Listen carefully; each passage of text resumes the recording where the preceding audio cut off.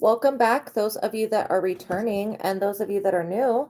Welcome to my platform. My name is Astraea Love, and I am going to be doing a psychic reading for you guys today. A spiritual reading, psychic reading, however you want to look at that. Make sure my hair is not bothering me. So I hope you guys are having a good day. Please know that my readings are timeless, which means it could be 20, 30, 40 years from this moment that this is being recorded or it's being live streamed. And there will still be messages in here for you. I suggest that you guys watch all of the readings, okay, on this platform at your leisure. Again, don't overwhelm yourself, but I would just, when you're wanting some extra inspiration, you're looking for answers, always go within first. But yeah, coming on here and watching some of these readings can really help inspire you. That is my hope. That is my wish. That is my intention. So these readings are to prosper you guys. They are to help you. Just let you know, I do the prayer work before the reading. So I have already prayed and invoked protection and safety. So we're going to just jump right into the contract. So by watching my readings, you are agreeing to the contract of being in control of yourself, responsible for yourself, and with any of the information being channeled. Welcome in, Teresa. I hope you're having an awesome day. So yeah, if I talk about anything in the realms, and these readings are to help you guys use your discernment. My hope is that through listening to these readings that you grow in your discernment so that when you hear something, you can go, okay, that's either for me or not for me, or you see something either way. And then in your physical life, your personal life, that you go and you use that discernment to actually problem solve things in your life, right? So that is my hope for everybody. So yeah, if I talk about anything in the realms of health and you feel like that resonates, please follow up with a doctor. If I talk about anything in the realms of legal and you feel like that resonates, please follow up with a lawyer. That's just being responsible with the energy.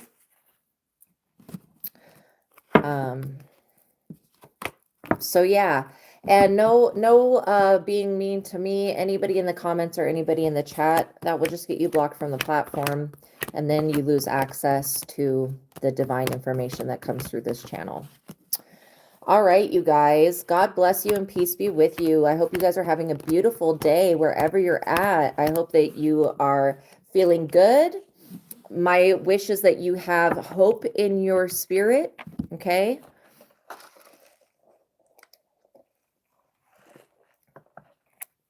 All right. So there are two books that are tagged in the products and linked in the description box below. Before we get into the reading, I'm going to be talking about those two books. Also, just an FYI, for those of you that do have personal questions, you can send me a $20 super chat with your question, and I will pause the collective reading, and then I will answer your question, okay? And I'll set a 20-minute timer. So that is the way that I assist people with personal questions at this time. All right, so the first book that's tagged in the products and linked in the description box below, I'm just going to be briefly reading the back of these books. So if you're interested, stay to the ending of the reading and I will do an in-depth talk about them, okay? So the first one is called The Truth of God, and it is an advanced intuitive living workbook written by Michael STEADMAN, who is a doctor of divinity. And I use the techniques from The Truth of God every single day, and I have been using them for the past 10 years. So with success, by the way. So I'm going to just read the back of the book. If you're interested, stay to the ending of the reading and I will do a more in-depth talk about this book, the techniques that I use, etc. So the truth of God is an evolutionary encounter with that which we know as God, gaining new perspective into who we are and from where we came. First, the journey to God takes you to the realm where it all began, making many discoveries along the way. Oh my gosh, that's so good. Next, the story of God explains what has seemed to be indescribable, creation and the path that led to what we perceive to be reality. Last, in the spiritual workbook, Michael gives us information and techniques that will allow us to free ourselves from those ideas and emotions that are hindering our spiritual progress, and methods to open up the channel between the conscious mind that we are aware of and the inner consciousness that many are becoming aware of. Okay, the second book that I'm going to be talking about is the book that I have written. Now, I wrote this book right here. It is called Vassago Tarot Card Spreads and Spells, written by me, Astraea Love. And it's also tagged in the products and linked in the description box below. I wrote this book because I didn't have, well, I had Vassago, God, the Holy Spirit, and basically Jesus and my spirit guides and ancestors to teach me how to read cards. But yeah, I didn't have any like a mentor or formal training or anything like that. So I wanted to create a book that will give you that, that will teach you how to read cards for yourself and for others, and will help you with the system of tarot. So I'm going to read the back of this book. If you're interested in learning to read cards for yourself and for others, stay to the ending of this reading, and I will actually use the book and show you how it works, okay? So this book was inspired by the Ars Goetia spirit known as Vassago. Now, he is one of my guides. He has assisted me in designing the different tarot card spreads in this book so that they cater to your personal experience. I, for one, know how difficult it can be to read cards for yourself due to our personal attachment to the outcome. This book will assist you in getting past that blockage and in obtaining the spiritual truth that will set you on your divine life purpose, aka spiritual path. This book of never before created major arcana spreads references the standard Rider-Waite tarot deck, which I've got this exact deck.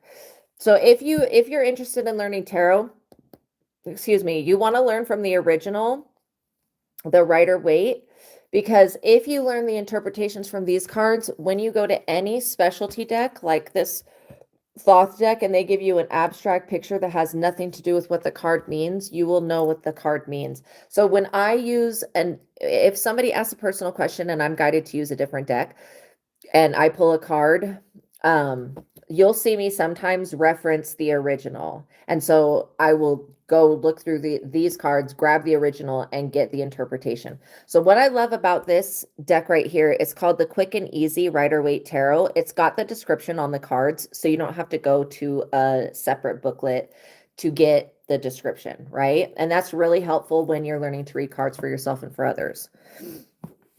Okay, so where was I? This book of never before created major arcana spreads references the standard Rider-Waite tarot deck for all explanations and includes spells and rituals for each of the 22 cards. There are 22 major arcana cards. Those are like your guys' favorite. They're the face cards like the Wheel of Fortune, the Lovers, the High Priestess, the Magician, the Justice, the Star, the Sun, the Moon, the World, the Hierophant, the Hangman, the Death, Justice, the Last Judgment, I think I said Hierophant, Magician, World, yeah, Emperor, the Empress.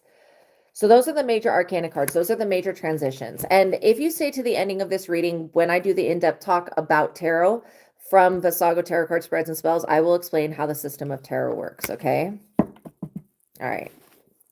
It takes a little bit of the mysticism out of it because it's, again, I think tarot is still considered to be something that is like woo-woo. Like, I don't know if people see, I don't like the term new age because I don't consider, even though tarot cards are very, very new, considering any other form of like divination or scrying or anything, tarot cards are the newest thing. Like they're the newest. Tarot cards, oracle cards are the newest out of all of the different types. And I'm sure that there's a lot of different types. I don't know about all of the different types. Again, when I first started doing readings, I would just sit and talk with people. And then I evolved to having a piece of paper so I could write things down and give that piece of paper to people so that they would remember what to do if I gave them instructions for something. But yeah. Okay.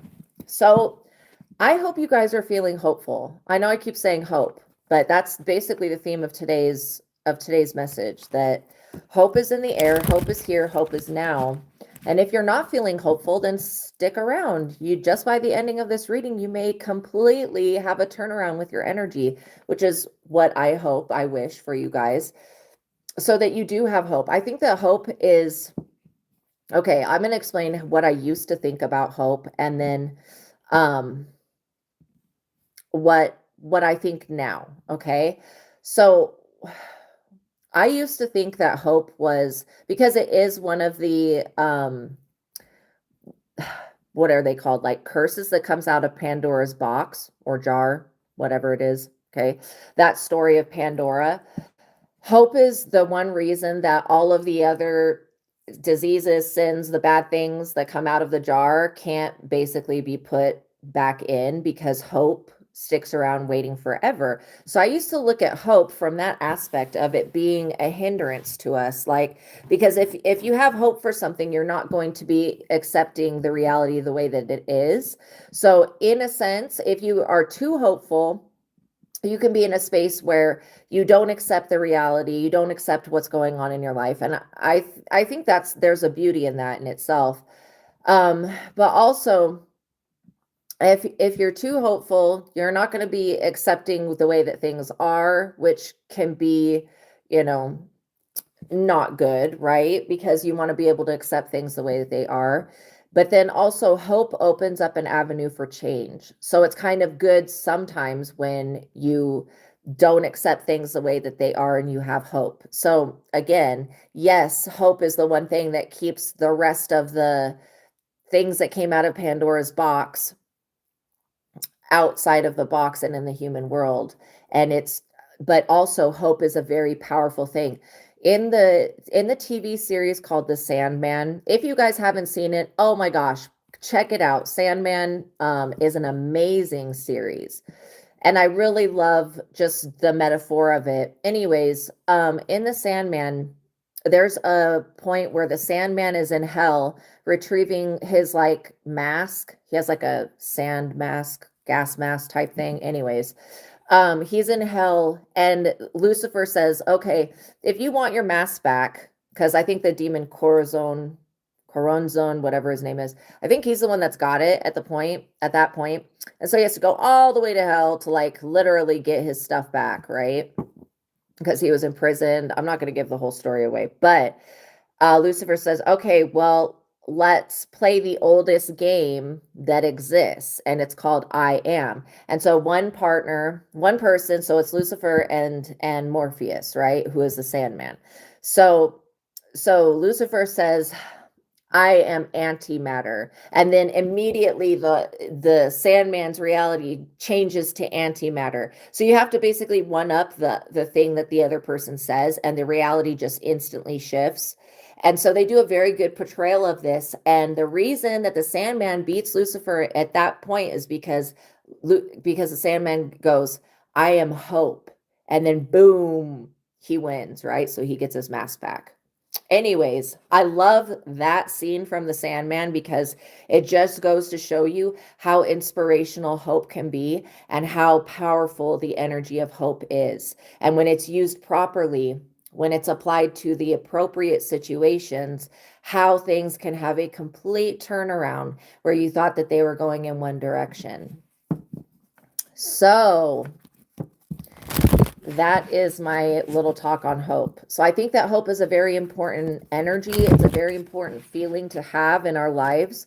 And because it promises, restoration at one point or another, it promises things getting better. And I think that that's a viewpoint that if we all start coming from the viewpoint of, look, things may be rough right now, but they're going to get better, I feel like they will.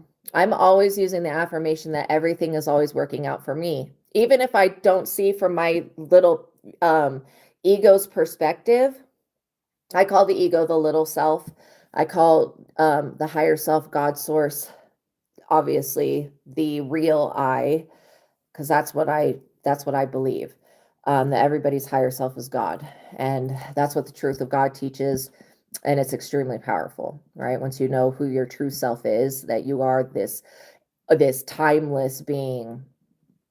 So there is hope in that, right? There is hope in a turnaround. There's hope in things going your way. Even if things seem to not be going your way at one moment or another, if you put the energy of hope into any equation, you're going to end up 9 times out of 10 with something good that happens. So that's what I feel about hope. I feel like when we apply it appropriately to our life, and that's not to give our power away. Saying I have hope in this doesn't mean that we're giving our power away. It just means that I believe that things can change. And because I know for a fact that God can do anything, the energy of God is limitless and it is timeless. Okay? And is beyond what we can perceive from our little self, our ego's perspective. And it is so beautiful. so transformative, so evolving, so wonderful, so loving, compassionate, merciful. I never say forgiving because there is no judgment with God.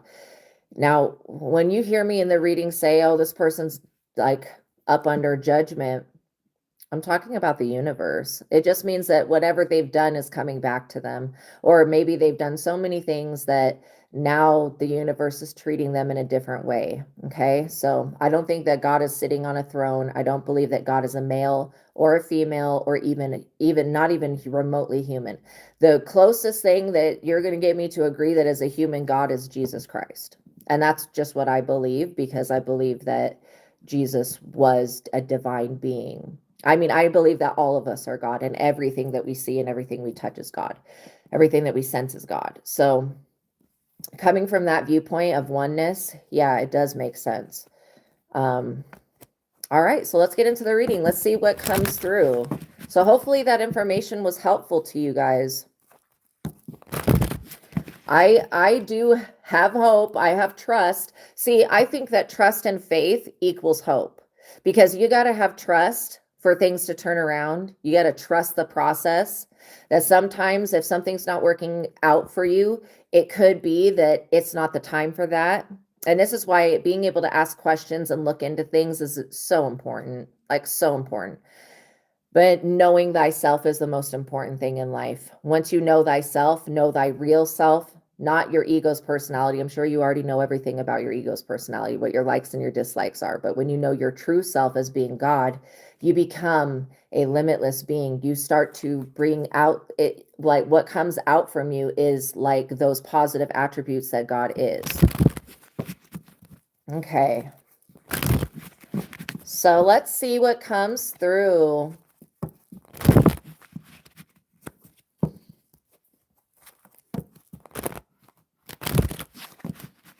Or a phoenix, yeah.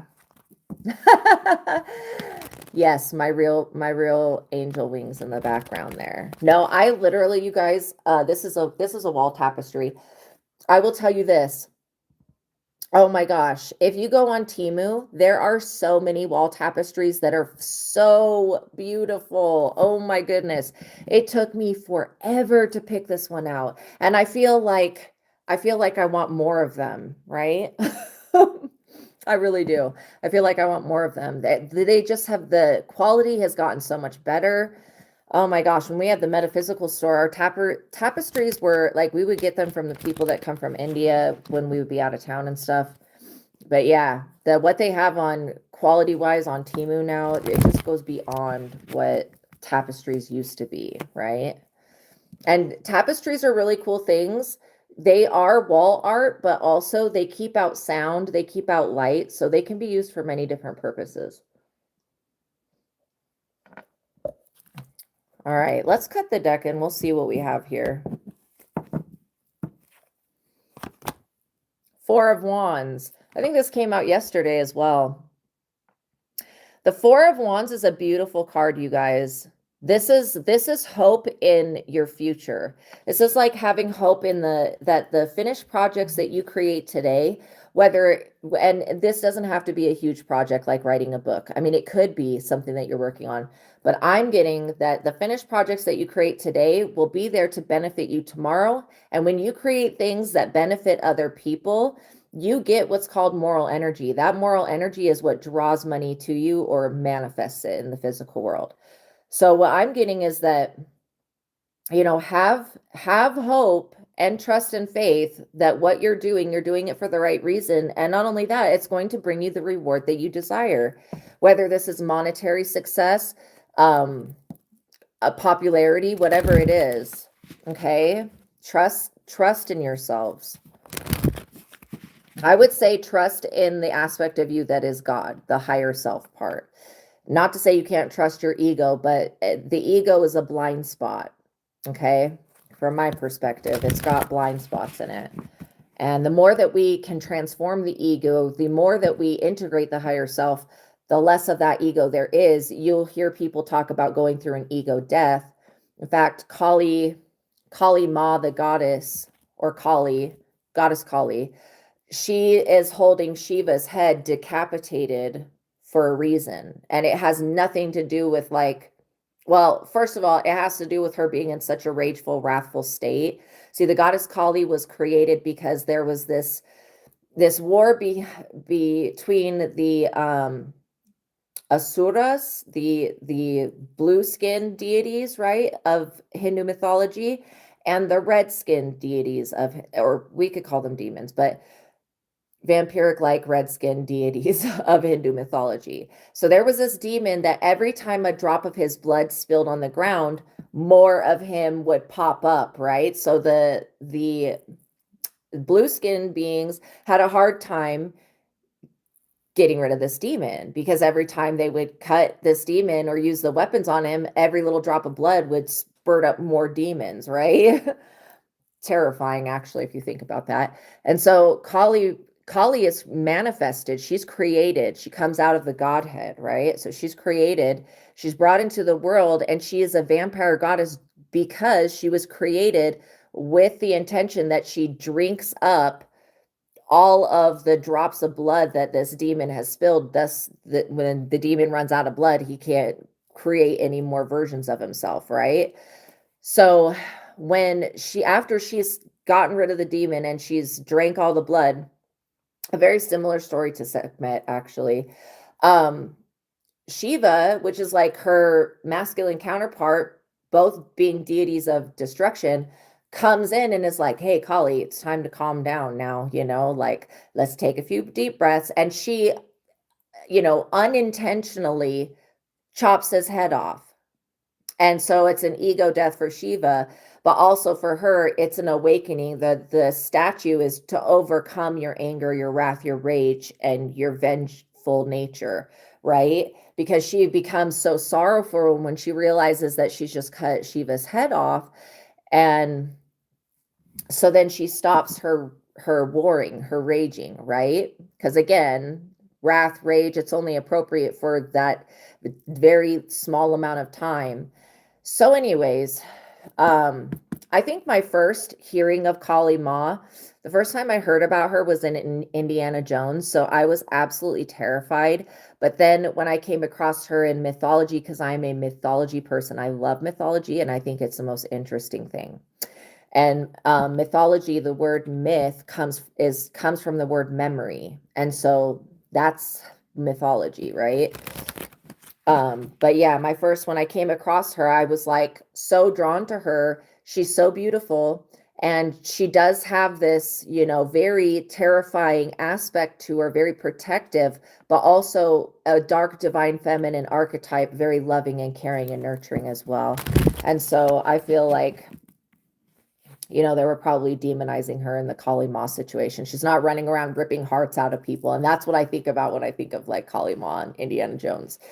So anyways, yeah, these projects that you guys are creating. Now, like I said, this doesn't have to be a big project. It could be, but it doesn't have to be. This could be like you finishing the dishes, you getting to a state where you can finish things that you've started. Because the Four of Wands talks about rewards coming in from completed work. And it also talks about you having trust and faith that those rewards will come in because you've completed the work necessary, right?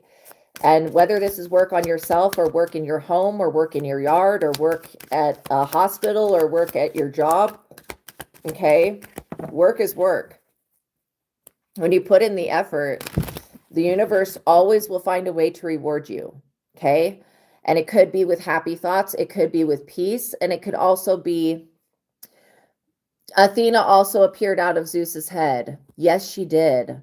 Yes, she did. And when we go into mythology, it is so interesting to me because Athena comes out of Zeus's head, and then Hera, his wife, gets jealous that he has a child that he was able to create just from him. So she goes and she does the same thing, but she creates Hephaestus or Hephaestus, however you say his name.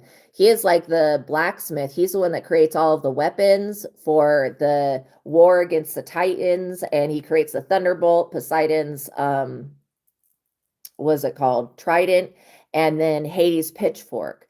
And so he ends up becoming the husband of Aphrodite. And so anyways, when she gives birth to him, and this is coming from only Hera, not from any coupling, she looks at him and she goes, there's nothing special about this baby. And she throws him off Mount Olympus. And then that's how he becomes like ugly and deformed, because he fell all the way down, probably hitting all the rocks and stuff because it's a mountain. This is just mythology. But then he because he can create, he's a blacksmith that can be in like he lives inside a volcano, literally blacksmithing the weapons for the gods. So, she realizes that he's actually divine. And then she apologizes eventually to Hephaestus, and she has to admit to Zeus that she tried to create a being just from her. So it's very interesting.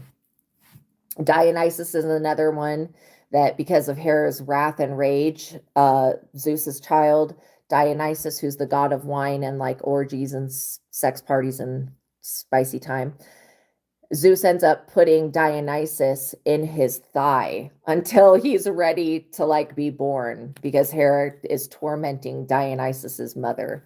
So it's so interesting to me. So getting back to the reading, now that we've talked a little bit about that, what are we creating? What are we wanting to complete? What are the things that are the most important to us right now? 5 of Wands. Whoever is like trying to slow down your progress this person thinks that you are their competition. I don't look at people like their competition. I kind of look at people like everybody's an individual, just like how the deities are a manifestation of God in a divine, deified, usually they're fifth dimensional beings, but a higher form. I feel like us as humans, we have a higher form as well. And that's why I don't look at people and think of competition, right? I look at people and think that everybody has something of value to offer to the world. So there is no real competition, because everybody is different. Everybody's purpose is different. Everybody's life is different. And so I don't look at things and think, oh, I've got to compete with all these other readers. No, the right people, and even sometimes the wrong people. I mean, it'll be right for them when they find me, and I know this to be true. Sorry, I was eating popcorn earlier. I know this to be true, that the right people will find me. And if those people are in religious psychosis or they have something mental going on, I try to look past that and be very wise and compassionate with that, because, I know that God is bringing them into my life, or I'm my higher self, God is pulling it into my life. I really do believe that for a reason. And it could be to awaken these people, or it could be so that they hear another perspective or a kind word. So it breaks them out of the shell shock of being religiously indoctrined, right? And there's nothing wrong with religions. I'm just people that I'm not a religious person. Let's just say that. I don't think that religions are bad, though, not in themselves. I feel like it's what people do with religion, because it's a man-made construct. So it's not created by God. It was created by man. I don't think that Jesus he didn't do religion. And this is why one of the reasons they hated him so much is because he didn't conform to society or to what people wanted him to be.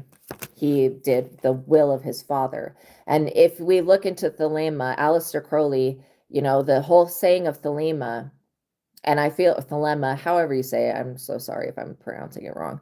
But the whole thing of that, do what thou wilt, does not mean go around doing whatever you want, whenever you want, without thinking. No, that's the Satanist version of it. Okay, that's not what that means. It's saying, God, do what thou wilt with me. I am your vessel. I am your messenger. I am your prodigy, your child, your blessing, an extension of you. Do what thou wilt with me. And so if we look at it from that aspect, it's a way bigger, different lesson than what we had perceived. The 9 of Swords. So whoever's competing with you is not happy about it. Now, this could be a competition over a lover, okay? This could be competition in the workplace. I feel like somebody wants to be the better version of you. They want to be you wrapped in someone else's body. Like they're having this other person, in my opinion, and this is just my opinion and what my abilities show me, they're having like a personality crisis. Let's say that, okay, where they don't know who they are meant to be, what they're here to do, but they know that you know what you're here to do, so they just want to pattern off of that, because I feel like that's easier than them finding out what they're here to do, which I completely disagree with. But following somebody else's calling is never going to bring happiness, and it's never going to get the rewards of that the person that's following their own calling, being led by God or the divine higher self, the peace of the universe. Somebody that's being led by that is going to always get the reward for being themselves. Okay. And I feel like somebody is very jealous of a couple things we're going to talk about here. Somebody's very jealous of the fact that you can replicate, reproduce, or produce things in like a massive scale. Okay. So like, let's say that you like to paint. Somebody's angry that you have more than one painting. Seems silly, right? If you have a book, somebody is upset that you have a book. And this is where their jealousy is stemming from, is completed projects, competition.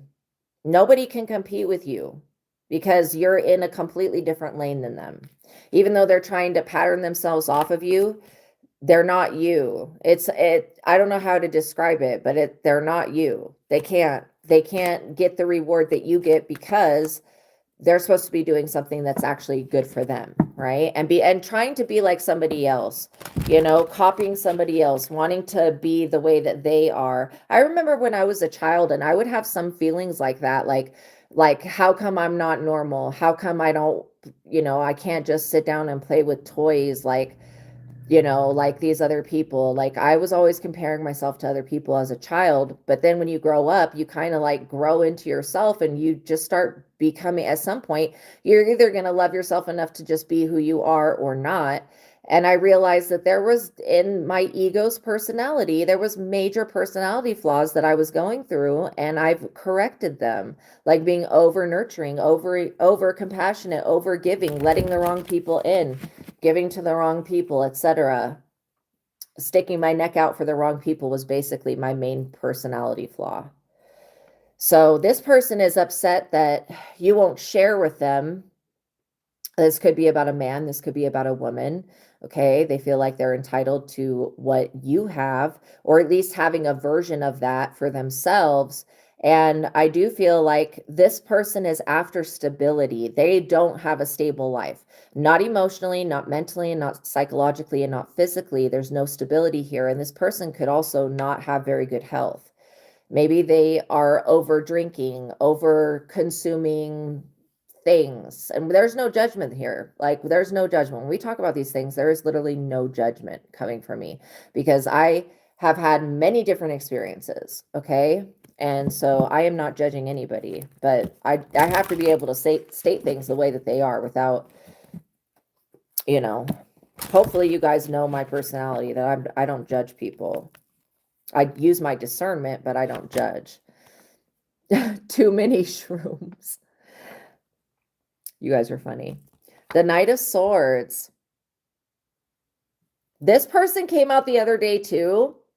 And I'm getting that this person could be going through a transgender change. Like they could be a woman that's turning into a man.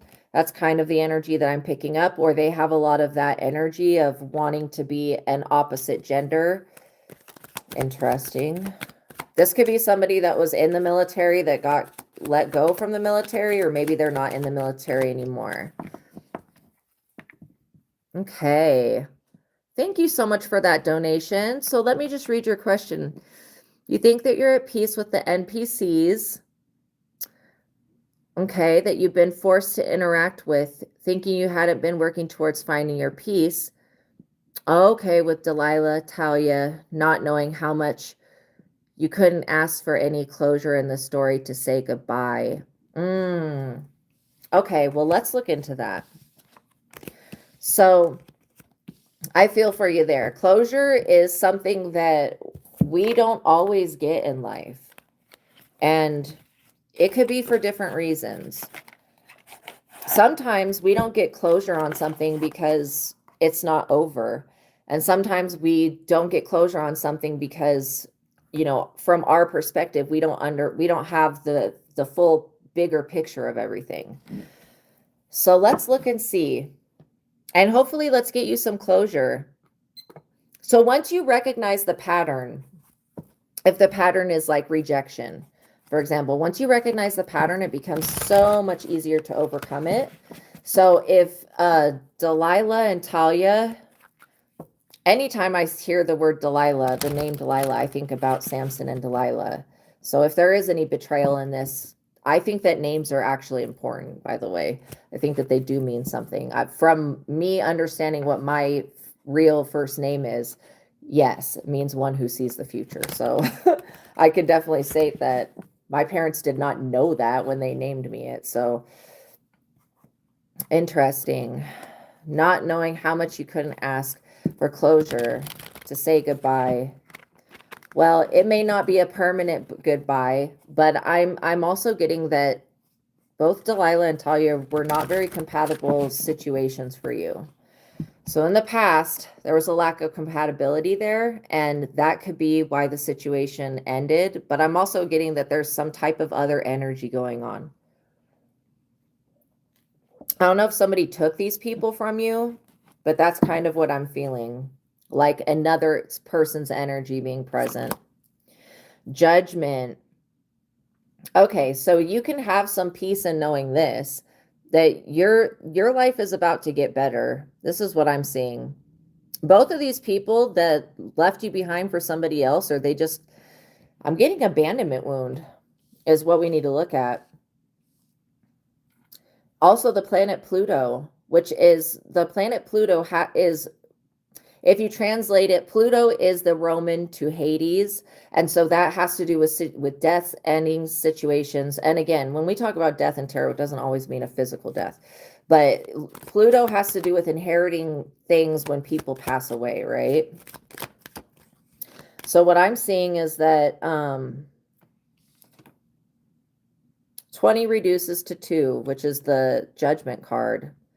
The 2 is a feminine number. So this could be a wound that's going on, an abandonment wound that's within the divine feminine aspect of yourself. Because everybody has got feminine and masculine energies, but not everybody has activated like divine feminine and divine masculine energies. We all have the potentiality to attain that. But as far as having that right off the get-go, some people are born with it and some people aren't. So judgment, rebirth, inner calling, a new phase, absolution. Absolution right there, that word absolution is getting it is getting closure, right? Reckoning, awakening, redemption, forgiveness, and mercy. I feel like these people owe you an apology. Okay, they really do, for the way that they mishandled your relationship and then treated you. And so the energy that is present with both of these people is choosing, sorry, I don't know why the screen gets stuck sometimes on the old message, but it's like choosing on blocking you. Wow. And in the middle of your dark night of the soul. Yeah. Yeah, I mean, these people, both of these people, both Delilah and Talia are they're under judgment from the universe for the way that they treated you. I do feel like you have a pattern, and this could be something that's going on in the bloodline, generational, but a pattern of drawing in people who are slightly self-centered, that they only think about their needs and themselves, and they don't think beyond what they need in this moment right now. They're not people that think long term, and they're very hard to plan things with. So there is an energy of that. Also, not being trustworthy. It seems to me like you're the golden knight, and these other people, maybe because you're so kind. Sometimes people will look at kindness and think that it's a weakness, and then they start to take advantage of people. Queen of Cups, this is just giving me confirmation. Even though, you know, like I said, we have both masculine and feminine energies. But yeah, you're being seen as a sweetheart. Double water energy with the Queen of Cups. Compassion, comfort, calm, nurturing, healing, emotional, stable. This could also be what you adored in these people, but there was definitely more than one side to them. And it's that more than one sideness that you were having a hard time dealing with, because when people switch up on you, like really quickly, it makes it so hard to trust the relationship. Yes, Osiris. So you're seeing, oh, as we say Osiris, the D card comes out, Death. So judgment, death, this is what we're talking about here. Endings, beginnings, change, transformation, transition, metamorphosis, and a change of cycle. So this is actually, from my perspective, this is a good thing that these people are not in your life, because they can't be trusted. They can't be trusted in multiple ways. It's not just with like resources. They can't be trusted with your heart, for one. And then also 13 reduces to 4. 4 is it's like having 4 directions. It's like a crossroads, but it's also having a foundation. And it's the angel number. Like the angels are associated with the number 4 because there's 4 archangels that go for the 4 directions. So I'm seeing that this death that's happening it's a process that you're going through. It's not a physical death, but it's a death in these relationships, right? There is closure because it's the ending of a cycle. And again, why I feel like releasing the need to have closure, talking with me is probably better than communicating with these people, because they're not going to tell you the truth about the way that they feel anyways. So it's like kind of pointless to try to pry any answers out of them for why they just like left you high and dry. I think they're that type of person. So you want to make sure that that wound within you is healed before you draw in the next relationship, so that the next person is not like that. The Chariot. And this could be about a vehicle as well. Do you have a vehicle? We have Cancer energy as well with that. So we have water. Cancer is also water. So it's a lot of emotions here that you're processing.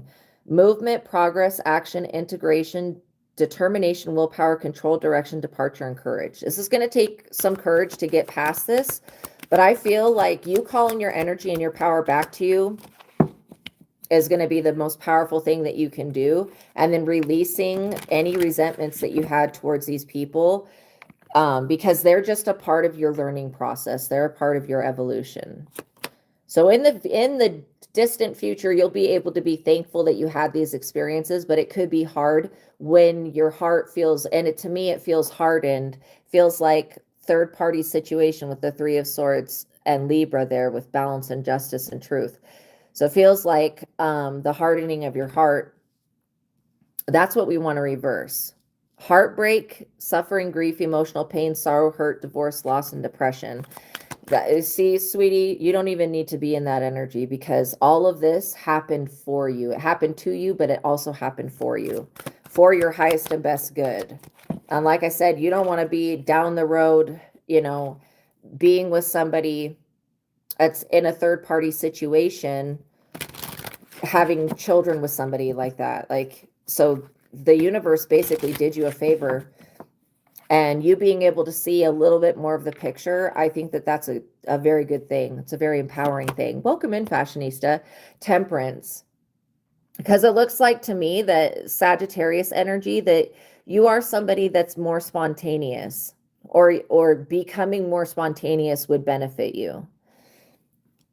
And you can be spontaneous and use your discernment at the same time. Okay. And also 14 with the Temperance card, these are really good cards for you. 14 reduces to 5. 5 is all about change, about drastic change. The number 5 represents change and options. So things are actually becoming balanced out for you. Harmony, moderation, patience, being sensible. I'm literally just was shown a vision right now of you meeting somebody at a pool or around a body of water. So I don't know if you live by a lake, a river, a stream. I'm looking at the Temperance here, and there's a lot of water in this card, even though Sagittarius is a fire sign. So you may end up meeting somebody at, like, I don't know if you fish or whatever this is, but yeah, you may end up meeting somebody that is at a body of water, and this person is going to be brought in by God. So I feel like all of these previous situations that you had just gone through happen to put you in the position to where you can be in a receiving mode now. And I know that wanting a relationship is something that you do want. You've been going to the pool asking for a ride. Oh my gosh. Yes. Mostly just been trying to learn and interact. Yeah, absolutely. Absolutely. It's a bit definitely an important part of the process. The Ace of Pentacles, this looks to me like God is going to give you a gift here. I mean, I'm getting that this is something that's going to bring in residual income. And with vehicle, we have the Chariot, the vehicle. So, you know, you may end up coming across a vehicle like an actual car, right? Because if we look at everything as like a metaphor, which is what I do, our body is a vehicle for our soul, and a UFO is a vehicle. Our Merkaba light vehicle is a vehicle, and then also our physical car is a vehicle for our body. So it's how we get around and interact with the world. Yeah. Interesting. I'm getting an energy that somebody does not want you to drive, or they don't want you to have a car. That's really weird. I feel like God is going to come through for you. Manifestation, opportunity, new career, financial opportunity, new venture, and prosperity. You going in a whole new direction is going to bring in a lot of success.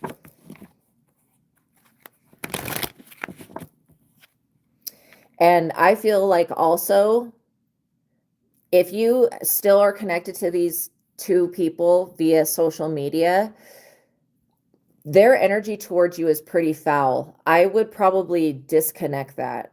Okay. Because I feel like healing is going to happen with time. And without these people being continually in your energy, like maybe if you're still connected through social media, or they're watching you through a fake page or something, or through a siblings or something like that, I would just disconnect from these people, because it looks like to me that if God is sending an Archangel Michael to protect the blessing that God is giving you, I don't think that God wants it to fall into the hands of these other people. And that's what I'm literally getting. As you could be like, where's my blessing? I've been waiting forever. And it's because you still have people that would wish down on it or try to take it from you, that are interacting in your life. And that's what I'm literally seeing. So God has been preparing you this entire time to have something really beautiful, long lasting, and great. Six of Wands, something that has to do with fame, being a public face, showing your face, being like a person that's in the public eye. And we have Leo with leading by the heart as well. And the Ace of Pentacles is an earth card, which is what pentacles represent. Pioneering, leading, alpha, dominance, ambitious, and originality. Yeah, there's something that maybe you don't even know that you can do that is going to benefit and enrich your life here. This could be maybe a platform or a channel or something that you're going to create, or a book, or a piece of art, or a piece of metallurgy, maybe making jewelry. I mean, I'm seeing a lot of different possibilities with this creativity that you have. The Knight of Swords, interesting that this energy is coming out. So this is somebody that's been an aggressor towards you. This is why I feel like, while you're working on developing yourself, don't tell on social media, like, to the wrong people what you have going on, because there are people that are judging you, that want to bring an ending, and that feel like sadistic to me, because they want to cause suffering. And it's just in general. I mean, it is specifically with you, but it's also directed towards everybody else, which I think is super toxic. This Knight of Swords energy could have been somebody that was in the military. They feel like you are competition to them. Maybe these other people mention you all of the time, because this person's got a very nasty attitude, whoever this person is. Okay, it's not their subconscious family. Yes, absolutely. Absolutely. So yeah, the Knight of Swords energy, this person looks, it's Aquarius energy with Neptune. Interesting. That's both air and water. But the Knight of Swords is somebody that could have like a very strict mindset, a very military-like mindset. Yeah, this person, they're like a past life enemy. They came in to do something really mean to you, to come take people away from you. I'm literally picking that up. So we release any attachment to this Knight of Swords energy, whoever this person is, that, Mr. Steal your girl. That's what I'm hearing. Mr. Steal your girl. That's what I'm hearing right now. Energy that this person has. They like to take, it's giving the energy of like if you were a child and you would be playing with a toy and a sibling or another kid would come up and take that toy away. That's like what I'm literally being shown. And that's the energy that this card is giving off, the Knight of Swords. The eight of cups, disappointment. So look, these people that left you behind high and dry, they're not happy people. I don't think anybody has even the capability of being happy with this Knight of Swords, because their attitude is so negative, but they're not happy people. These are people that are walking away disappointed. If these two people keep coming up in your mind, it's because they're thinking about you or talking about you. Yeah, disappointment, abandonment, which is the one wound, abandonment, rejection, withdrawal. Those are the ones what we're healing within you today. Escapism, walking away, leaving behind. These people could be leaving behind the relationship that they were in. But sometimes when people will leave a relationship, they'll go, oh, well, let me go see what my ex is doing. That's why I was picking up this monitoring energy. And this Knight of Swords is so afraid that you're going to like take one of these people back or something. I mean, they look at you like you're literally their competition. Super strange. 10 of Wands. And the more that this person looks like that at you, the more that they're going to experience burdens and setbacks and stress. Extra responsibilities, hard work, and completion. So yes, you may need to cut some people off on social media, do a social media cleanse where you're going through all of your different accounts, your emails, whatever it is. If it's Twitter, I don't use Twitter. So I don't know a whole lot about it, or X, whatever they call it now, or if it's TikTok, or because these people have a way of being able to look you up and see you like posting something or being on the internet in some way. So they're interested, wanting to know if you're going through burdens, if you're experiencing judgment. They're wanting to know answers, right? Just like you want closure, now all of a sudden these people feel like they're owed closure. Delusional. The Fool. And this could be because you're dealing with people that were completely unaware. The Fool is not a bad card in itself. Okay. It does talk about a new beginning, somebody going on a journey, but you see that the Fool is completely unaware to the point where one more step and he could fall off that cliff right there. All right. So new beginnings, possibilities, innocent, spontaneous. Didn't I say something about that? Did I say spontaneous?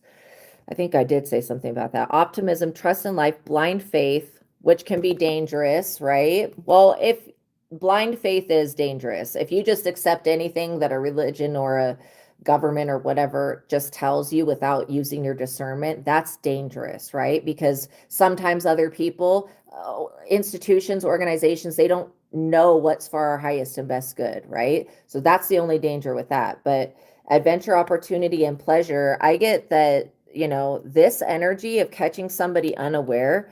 I don't think that these people were aware of your light, of how much peace that you would bring into their life. They were not aware of the blessing of protection that they were under while they were in your life. And now they're becoming more aware because they're up under judgment.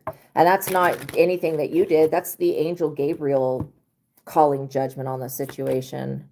The Eight of Wands. Yeah, these people are, I don't trust their movement, because it feels like to me that they're going back and forth to a crossroads, trying to block you from being able to get a vehicle or move quickly.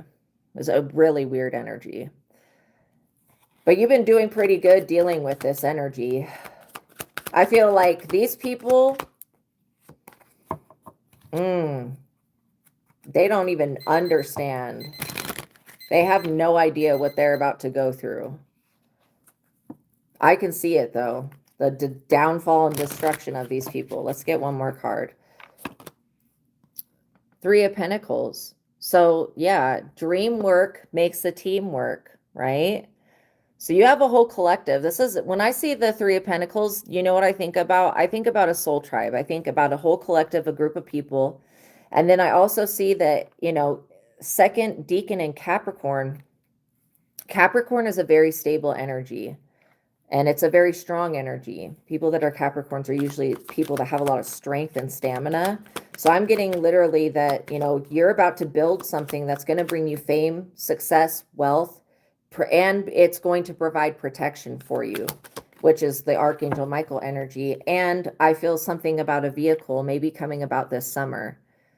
And the body of water, you meeting somebody by a body of water. So once you release whatever was within you that pulled in this Knight of Swords competitor person, once you release that, I feel like, and release these other two people, you know, disconnect from them on social media, I feel like they're not going to be taking up so much rent space in your mind. That's what I feel. And it's going to be a lot easier to bring about peace in your life because you know that all of this happened to benefit you so that you could learn the red flags, to see them in people. So the next time you come across somebody that's narcissistic and self-centered, you will put your Seven of Wands defense up and not allow them access to you and to your good energy and to your spirit. That's what I'm literally getting. Challenge, competition, protection, perseverance, defense, and maintaining control. Okay, I want to get one more card. The Hermit, because you've isolated from a lot of people.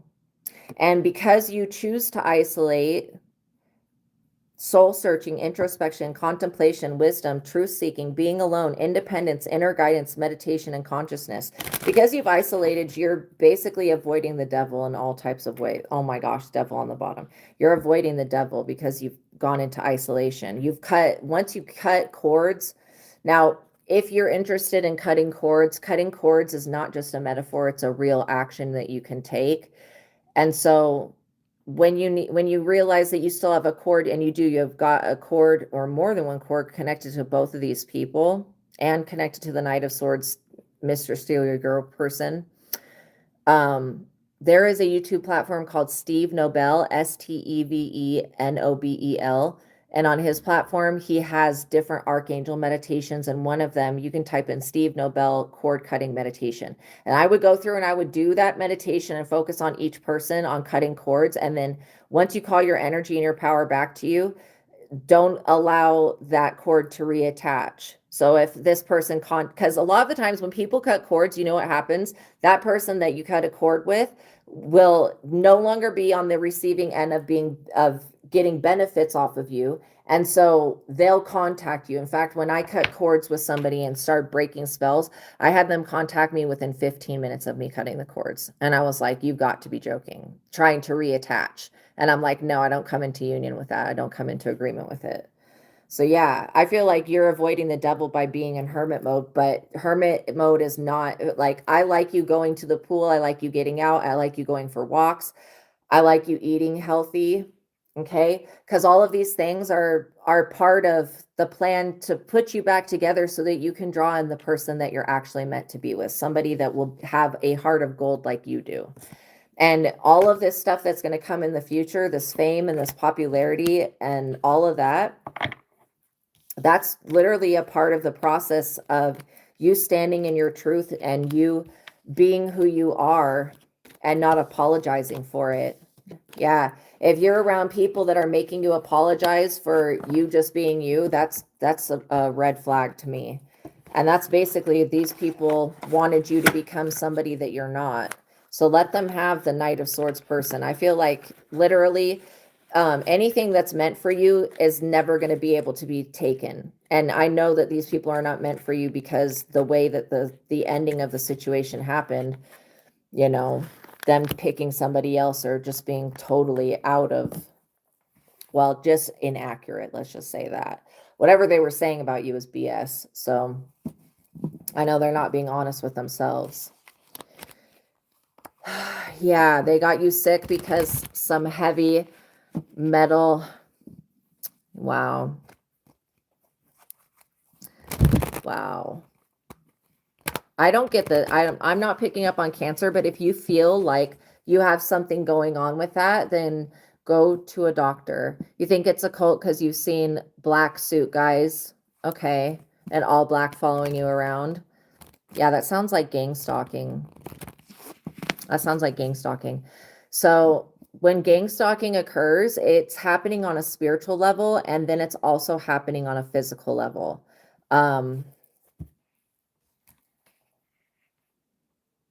Let me just ask really quick, because I actually wrote something on this subject already. Best song.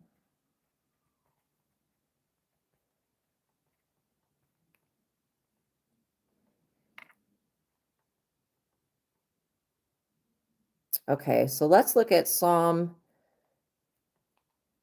Let's see. So these 3 Psalms you can read, you can use to fight against gang stalking. I used to be in a situation where I was being gang stalked, and it was one of the most terrifying things that I went through. But the fact that I survived it, these people can't do anything now. They really can't. So Psalm 91 is often called the ultimate psalm of protection. It is an encouraging read when you feel unsafe. It focuses on finding a fortress in God, shielding you from the snare of the fowler, which are traps that are set out, and providing angelic protection. Psalm 59, 5:9 is a psalm specifically written when David was being watched and stalked by men seeking to take his life. It's a powerful prayer for deliverance from oppressors and those who plot against the innocent, which I will be using that one. And then Psalm 37, 3:7 speaks directly about the wicked stalking the righteous, making it a comforting scripture for maintaining peace and trusting that God will not leave you in their hands. And that's what you need to know, is that God is not going to leave you in your hands. Also, if you're experiencing gang stalking, start making a record of what you experience. Okay. If you can, and see a therapist as well, because there's many avenues of gang stalking that can affect the psyche, and it is a psyop tactic that people use. It's just a real down low dirty one. But yeah, all of those things are going to help. Prayer will help, using affirmations will help. And then literally, if you have people being really weird to you, walking up and recording you or doing any weird stuff, like record them back, make a record of that. That way in the future, if you have enough evidence to where you could bring about a stalking case, then you'll have the evidence already there. And that's why I say that, because I feel like when you're dealing with gang stalking, you know, in my situation, people were going to the police lying on me, calling the police when I wasn't even home and sending them to my house and shit like that. So I had multi levels of being gang stalked by the police, by the regular like the people, and by younger kids and stuff, like just weird. And then other people, I didn't know who they were, obviously. So, but yeah, gang stalking is definitely a trial, and you'll make it through that. Okay.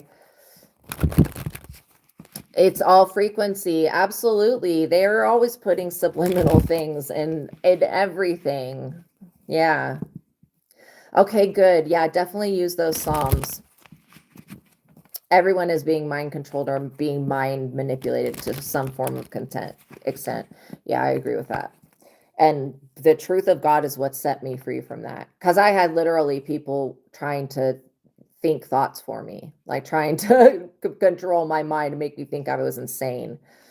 And I'm like, I'm, I may not be the most stable person, but I wasn't crazy for what I had been through. I mean, it really damaged the shit out of me. And so I shouldn't have survived it, but I did. You're going to be on that end of surviving it and being like, oh, I'm so glad that I just didn't give up. This country is under a spell. That's what money, like physical money, everything has subliminal stuff behind it. It's kind of sad. Okay, so we're going to finish up this reading about hope, but hope is what to focus on. Hoping for a better future, having that hope that things can get better, right? Trusting that the universe, if the universe can deliver you such specific like negative experiences, I want you to understand that the universe can do the opposite and it can bring you most specific, happy, wonderful experiences.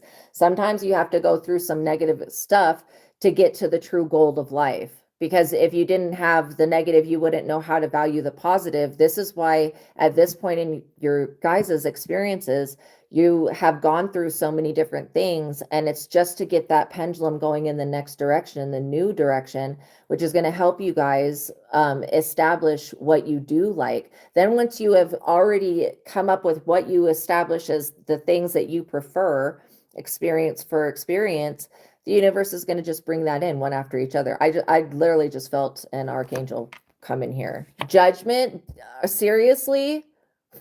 The first card.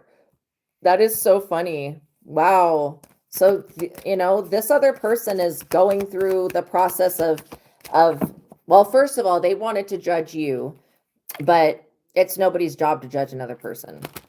For me, that's like, I only have so much mental energy that I can focus. I can't focus on judging somebody. I don't feel like I know enough to do that. Or obviously real judges in life are trained people, right? Like, even though they may suck at their job, I'm gonna be honest about that, but they still at least went through some type of schooling.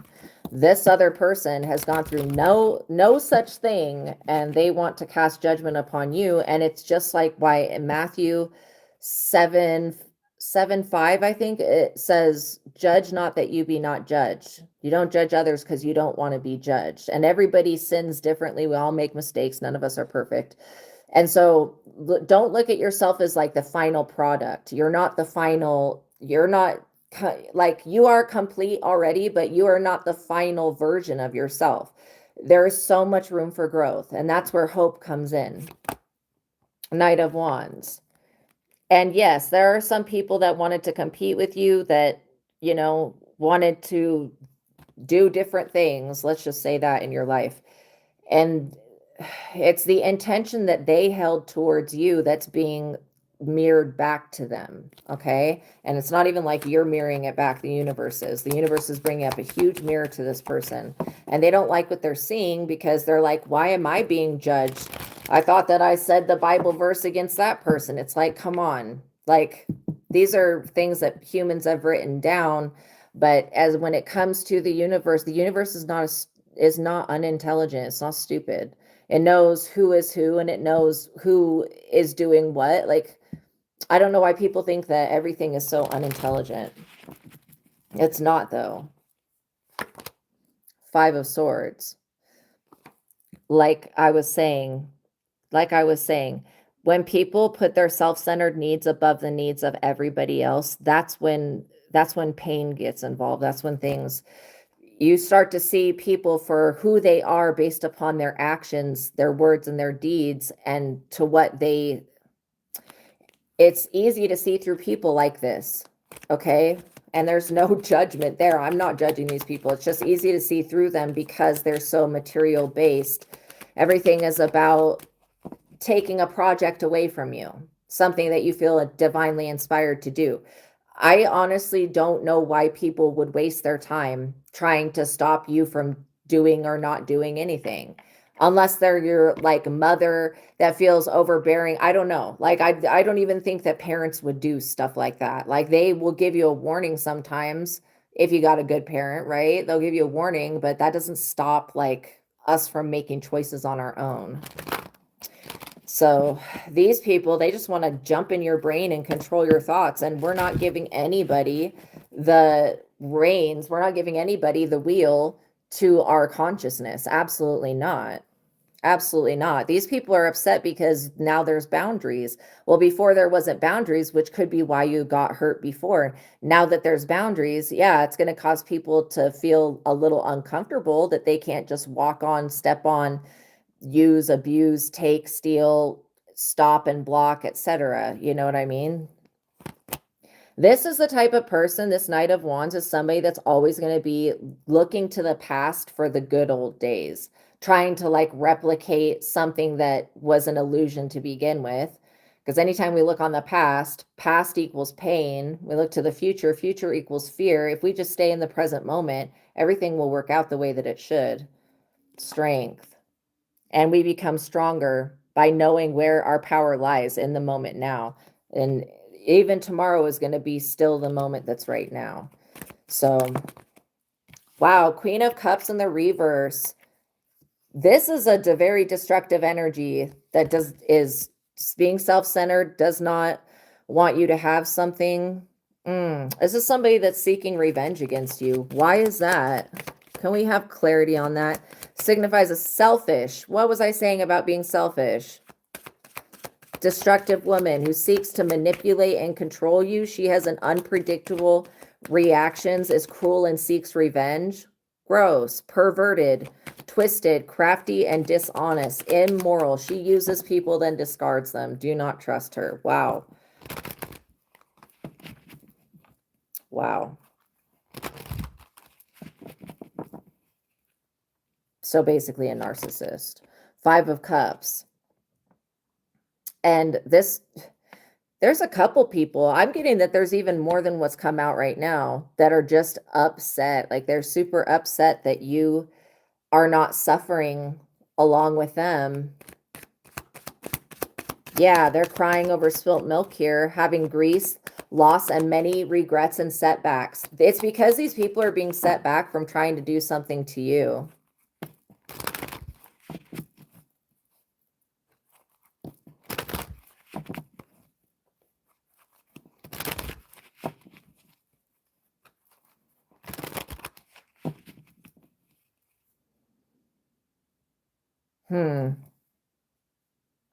What is it about this person?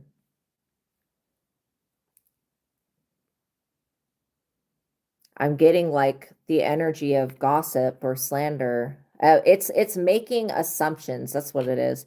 This Queen of Cups makes a lot of assumptions about you, and she doesn't know you like that. Maybe she knew an old version of you that doesn't exist anymore. Everybody's allowed to change their mind and to change and grow and evolve in life. I don't know why people will try to hold somebody to a past version of themselves that doesn't even exist or maybe never did. Wheel of Fortune, because it's an illusion in their mind.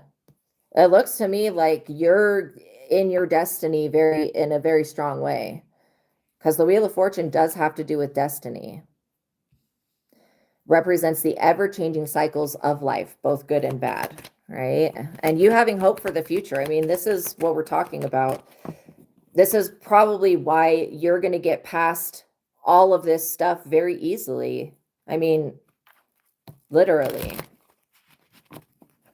Destiny and fate will allow you little control over coming events. That's not to make you afraid. That's just to let you know that when you're in your own energy, you're in your own life, you're in what God has for you, you know, things start to move very quickly.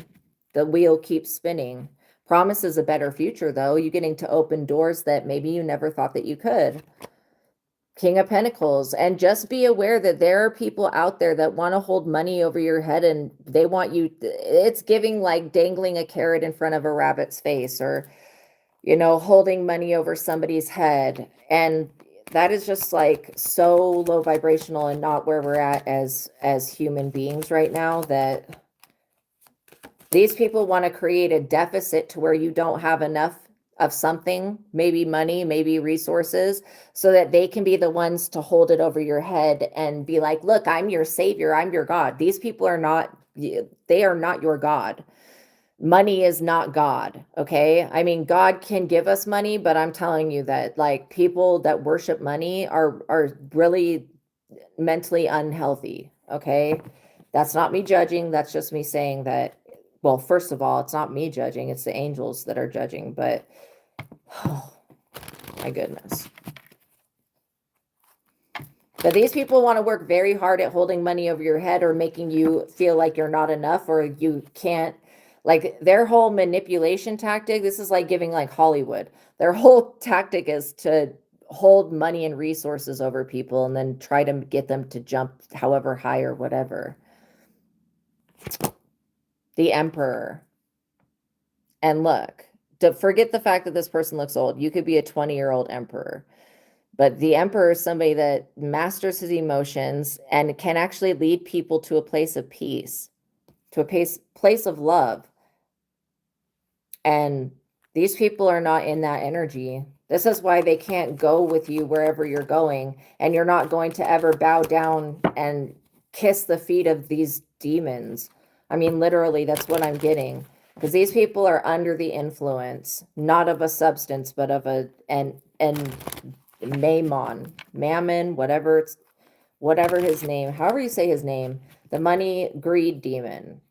Greed is the main energy behind each and every one of these people, which is showing you that there is something that needs to be healed or released with greedy people. I mean, look at what Judas did to Jesus over greed. Think about how that energy, that it just consumes people. It's very sad. And when the world is based upon greed, it's a sad situation. Seven of Cups. And these people are really upset that you won't drink from their cup of illusion. You're like, you probably have everything in your mind planned out a different way to deal with things. And these people want you to go do some type of like sell your soul thing. Why? When you can be in alliance with Jesus and God and be in your destiny and fate without having to do anything like extra or weird, in my opinion. Why would you even want to drink from a cup of illusion when God is readily available to you and your own path is readily available? Like it's like, okay, let me give up on being myself and become somebody else. No, absolutely not. People need to stop thinking that there's something always wrong with them. God made you a loving person. That is a strength. That's a superpower. How many people can say that they're loving people in this world? They can say it, but it doesn't align with truth. Nine of Wands. And there will only be injury, insult to injury from drinking, from being stuck in your shadow, not balancing your dark side, and drinking from whatever is in those cups will only lead to deranged delusions. Like that's what I feel. So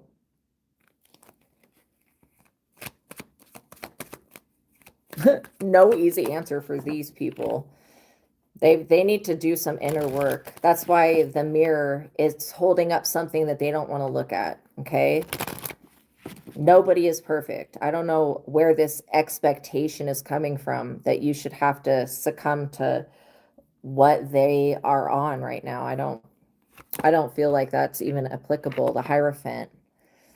Like I said, not everybody's path is the same. And this Hierophant group, this could be a cult, a secret society, a coven, a religion, what else is groups of people? Any type of like group of people. Oh, Freemasons, Skull and Bones. This could be that type of energy. These people are definitely connected to some type of Hierophant group, but they don't follow whatever this Hierophant says. These people are greedy and they worship either the literal devil or they worship something that is pretending to be God to them. It's giving that trickster energy. Well, this Hierophant can't do anything about your future, your destiny, or your success. Four of Pentacles, they can't tell God to not bless you. God has already given you roots, given you a good heart, given you a sound mind. You have everything that you need within you already. And this is why you are mastering your own energy, mastering your own life. And you get to live in that power. These people are not ranking anything high. This King of Pentacles that thinks that they've mastered money is about to go through an experience where they're not going to have it in the future. So it's like they haven't really overcome their greed or lust for power or these people want power over someone else. They want to be able to say if you live or not. Like, that's crazy. That's the ultimate power trip. Two of Pentacles. And you have got to know that if people are that power hungry, then they have no power in their lives at all. Okay. They're not powerful. If they're this power hungry, people who actually have power don't feel the way that these people feel.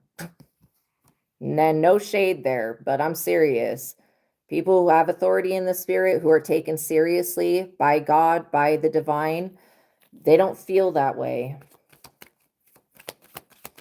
Yeah, the Two of Pentacles talks about a document arriving. This could bring an end to a problem for you. Okay, this could be the conclusion of something. This could also be an email that you get or something like that.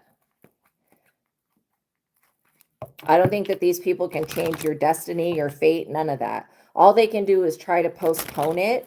And even that's just the spirit of delay, which we cancel and rebuke in Jesus's name. Absolutely not. We're not going to be delayed. The time is right now. Nine of Swords. These people are very upset and they're possibly in their sick bed. That's what the Nine of Swords represents. Grief, emotional pain. These people realizing that they've done a lot of harm to somebody and that they need to make right by that and just stop. If these people, it's not even like they have to turn it all the way around. This is how compassionate God is. God is like literally going to sit around and wait for these weird people to get it together. And that could be the next 100 million lifetimes that they have. It could never happen. God will still be sitting around waiting because God is a timeless energy. But I will tell you this Hierophant group does not have any control over anybody that's not in their Hierophant group. So if it's a religion, a cult, secret society, whatever, they only have control over the people that they have physical access to, that they can get in a building or in a space. Then they try to brainwash and control these people. But other than that, they don't have any control over anybody else. So if they're thinking that they do, they're going to waste a lot of time and energy trying to control and dominate you, and without success. I mean, this is like basically a waste of energy. God gave you free will. This is one thing you know. God gave you free will. You're the one that has the free will to think what you want, do what you want, go where you want, be who you want. And that's because God is not judgmental. Every time people say, oh, God is a jealous God, a wrathful, a hateful, and all this other stuff, they attach all this crap to God. And I'm sorry, but that sounds like the devil. It doesn't sound like God to me. To me, God is a all-encompassing, loving, merciful, kind, graceful, compassionate, wise, timeless, beautiful, perfect energy. That's to me what God is. And so my definition may be a little bit different than other people's, but it is all loving. Okay. That's why I don't ever say forgiveness, because I don't feel judgment coming from God. Sometimes we feel like we're judged by God, but that's just because we're judging ourselves. God doesn't expect us to be perfect, but God expects us to at least to love ourselves. And these people are lacking that core. They're into self-martyrdom, and you can't be a self-martyr. You have to love yourself. Jesus loved himself. He did. To an extent that basically Jesus is the definition of a destiny swap. When they exchanged Barabbas for Jesus and crucified him instead, that is the definition of a destiny swap. All these people wanted the destinies to be swiped, right? So that Jesus died instead of this serial unaliver. Like, that's got to be demonic as hell. That doesn't even make sense to me. That doesn't even make sense. Like, for people to have wanted that, right? So, you see how God gave Jesus the glory in the fact that when he was destiny swiped, God had already rerouted him, because God is all knowing, to a perfect situation. Even though he had to suffer and all of that, that was for a purpose that goes beyond what we can perceive. That's what I get. It's not just a metaphor. It goes beyond what we can perceive, so that we don't have to suffer. The whole point is so that we're not crucified like he was. And that was the worst punishment that people had back in the day, was to crucify people. and a horrible thing to do. But, you know, he paid the ultimate price and God did right by him. So that's what we can know about God to be true, is that, you know, Jesus did come down here manifested as God in human form. We all have the potentiality to connect with our higher selves like Jesus was and become that energy for ourselves. But these people don't love themselves, and that's why they're not moving in that direction, which means that they can't go where you're headed, because you do love yourself and you also love the divine. 9 of Pentacles. And every time somebody knocks you down, you get back up.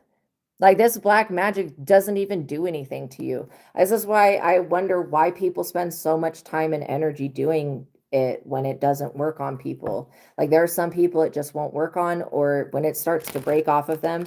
There was a time in my life where I was being attacked with black magic and I didn't know how to respond because I didn't know what I know now.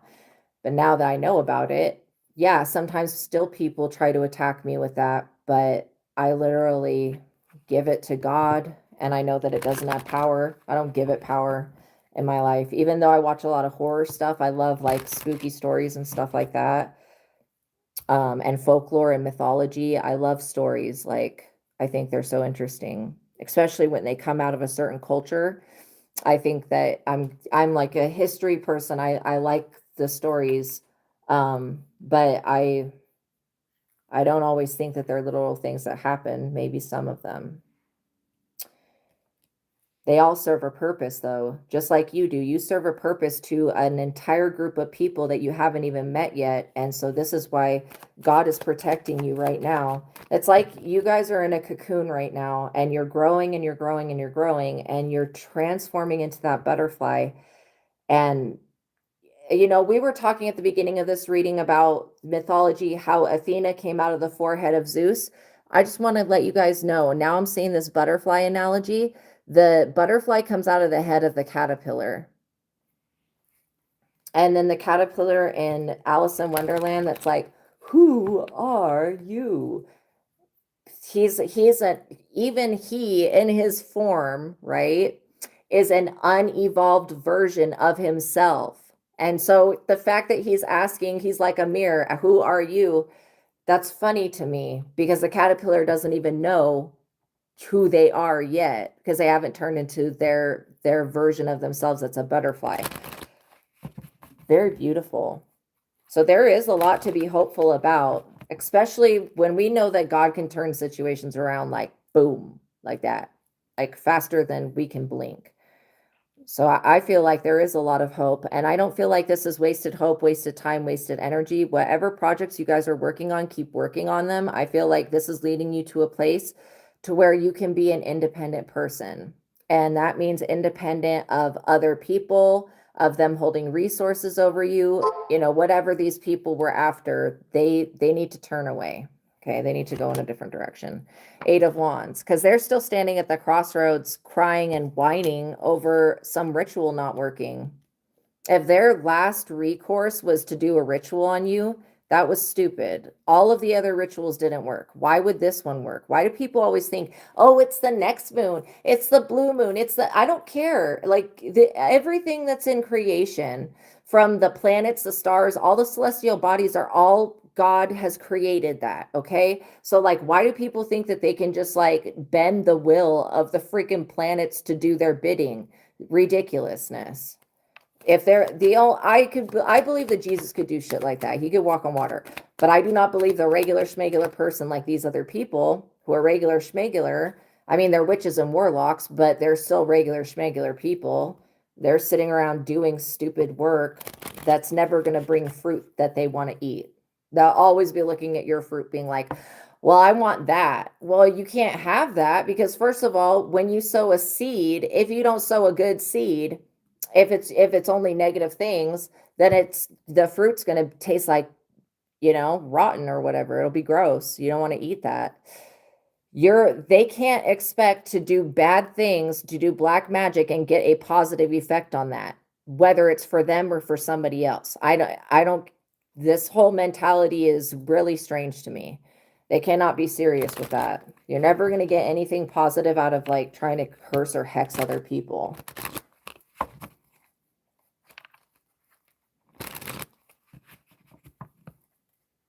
and you're protecting your energy. You're standing in your power. You're calling your energy and power back to you. You're praying. You're doing the things that are helping. Okay. You're doing the things that are necessary so that you can keep moving forward, so that you can be of assistance when the time comes, right? Because your destiny hasn't like folded all, like you haven't unfolded your wings and started flying yet. Your destiny has not come into full fruition, but you're enough in the energy of your destiny that these people cannot take it. They just can't. They see the anointing. I feel like an oil or blood being poured over me. These people see some type of thing around you. It's like a halo or it's an anointing. They see it. Anyways, yeah, they can sense something is different. Something has definitely been activated or it changed. And we plead the blood of Jesus over this whole situation. I pray that these people find God, find Christ, find whatever it is that is spiritual to them. Okay? Because if they do find peace, if they find God, if they find themselves, then they'll not be this way towards you. And that's the best outcome that I could see happening. 3 of Pentacles. Because you, like I was saying, you have a whole soul tribe, a whole group of people to connect with. You know? You got a whole group of people that are on the same vibration as you, who are not here to judge you, who are not here with ill intent. And those people, I'm sorry, but there's more of them than these people.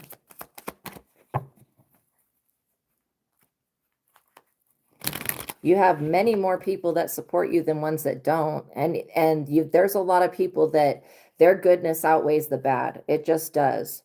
So as far as these people being successful at stopping you from fulfilling your role here, I don't think that that's going to happen.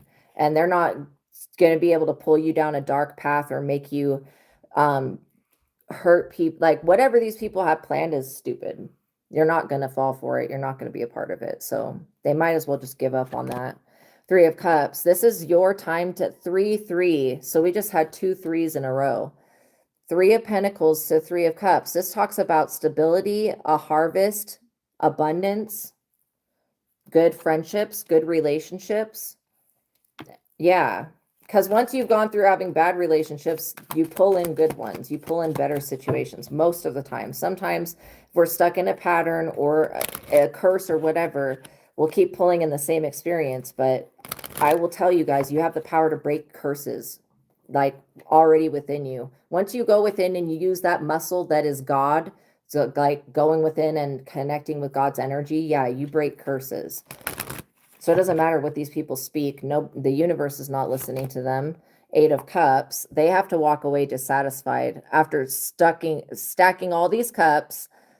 Okay, they have to walk away dissatisfied and unhappy. And they need to leave whatever this job is. These people wanted to take a project from you, wanted to stop you. They wanted to take your hope away so that you could never hope for a better future. I encourage you to have hope. Having hope means you have trust and faith. And when you have trust and faith, you know that everything's going to work out for your highest and best good. And it may not happen when you want it to, but it's going to happen when it's meant to. And you'll be so much happier with that. And so will the divine. And yeah, these people need to make a dramatic change in their lives, and it needs to start with them changing themselves and starting to love themselves. But it's not your job to teach them that. All you can do is be you and lead by example and do right by others. By treating others as you would have them treat you, you're putting that positive energy forward, but also not allowing people to step on your boundaries or disrespect you or walk all over you. That's also an important part of the process of learning how to be your authentic self. Yeah, because if you have to defend yourself from these people, they're going to be completely disabled, removed. Let's just say that. And so if somebody wants to challenge your authority, who are they to do that? When you work for God and you don't work for the human world, things change. You'll have situations like this occur. Knight of Pentacles. So it just shows me that you are doing something correct. Because if you didn't have anything opposing you, you probably weren't making any type of difference. And that's not, there's no judgment with that. That's just the way that I see that things happen. This Knight of Pentacles person thinks that they can outwork you, and they're in the tower for trying to take something from you, trying to pry something out of your hands. Maybe a soul contract that doesn't belong to them. These destiny thieves are very weird people. I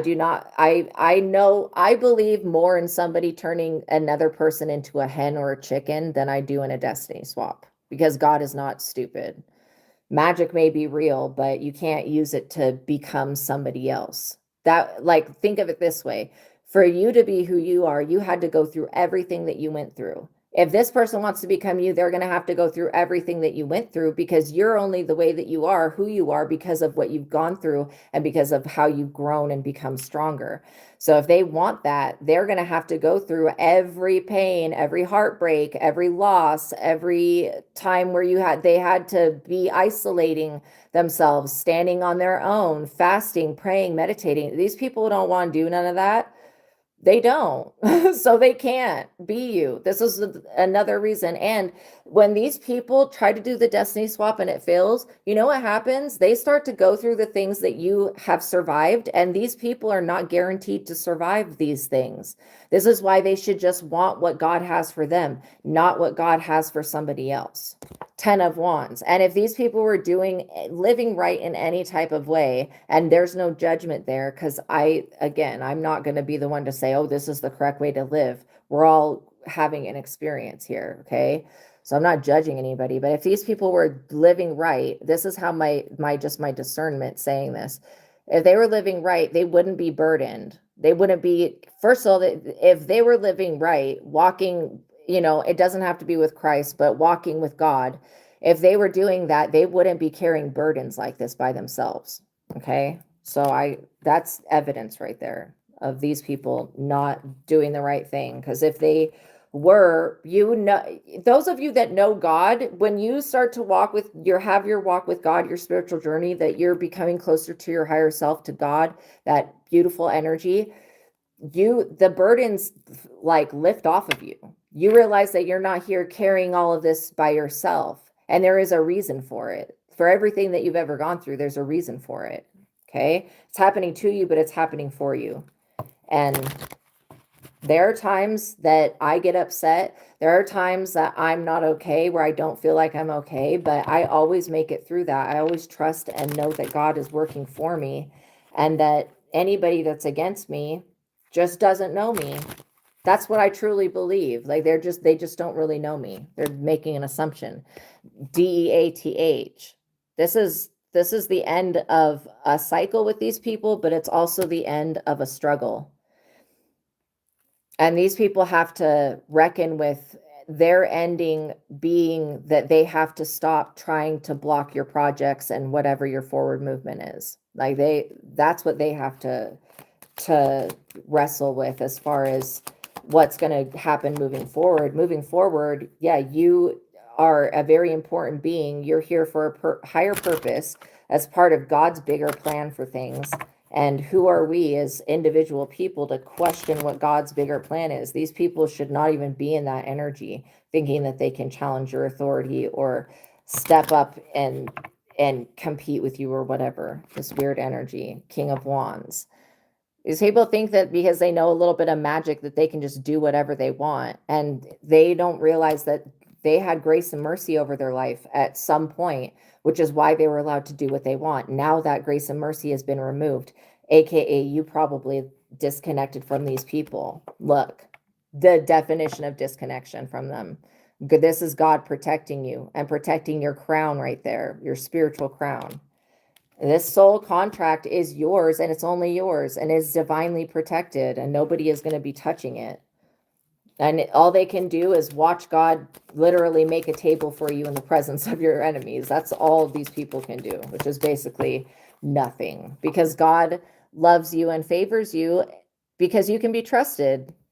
Let's be realistic. Do you know why these people are so power hungry and greedy? Is they don't have any power.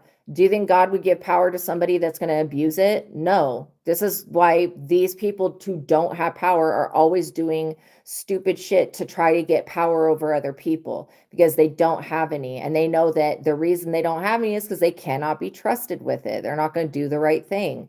And so, again, you're showing up as a divine being. These people are showing up as not that, the opposite of that. And it looks to me like you're living a life where you have peace. You're integrating peace, and you're using your discernment with this psychic ability that you have, spiritual ability. You're using your discernment, and you're not just following any type of agenda. Okay, Ace of Wands. You're actually putting things into motion and creating.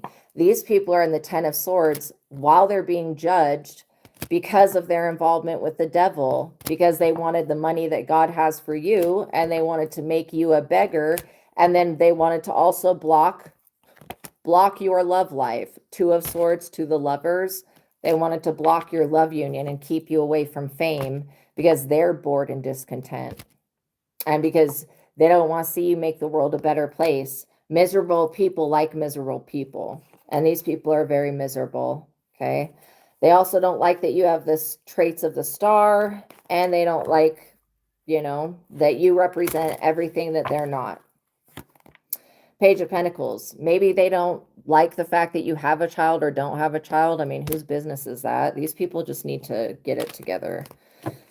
And I promise that if these people would focus on themselves, their lives would start to change, but they keep making you the obsession for whatever reason. These people have become obsessed with you.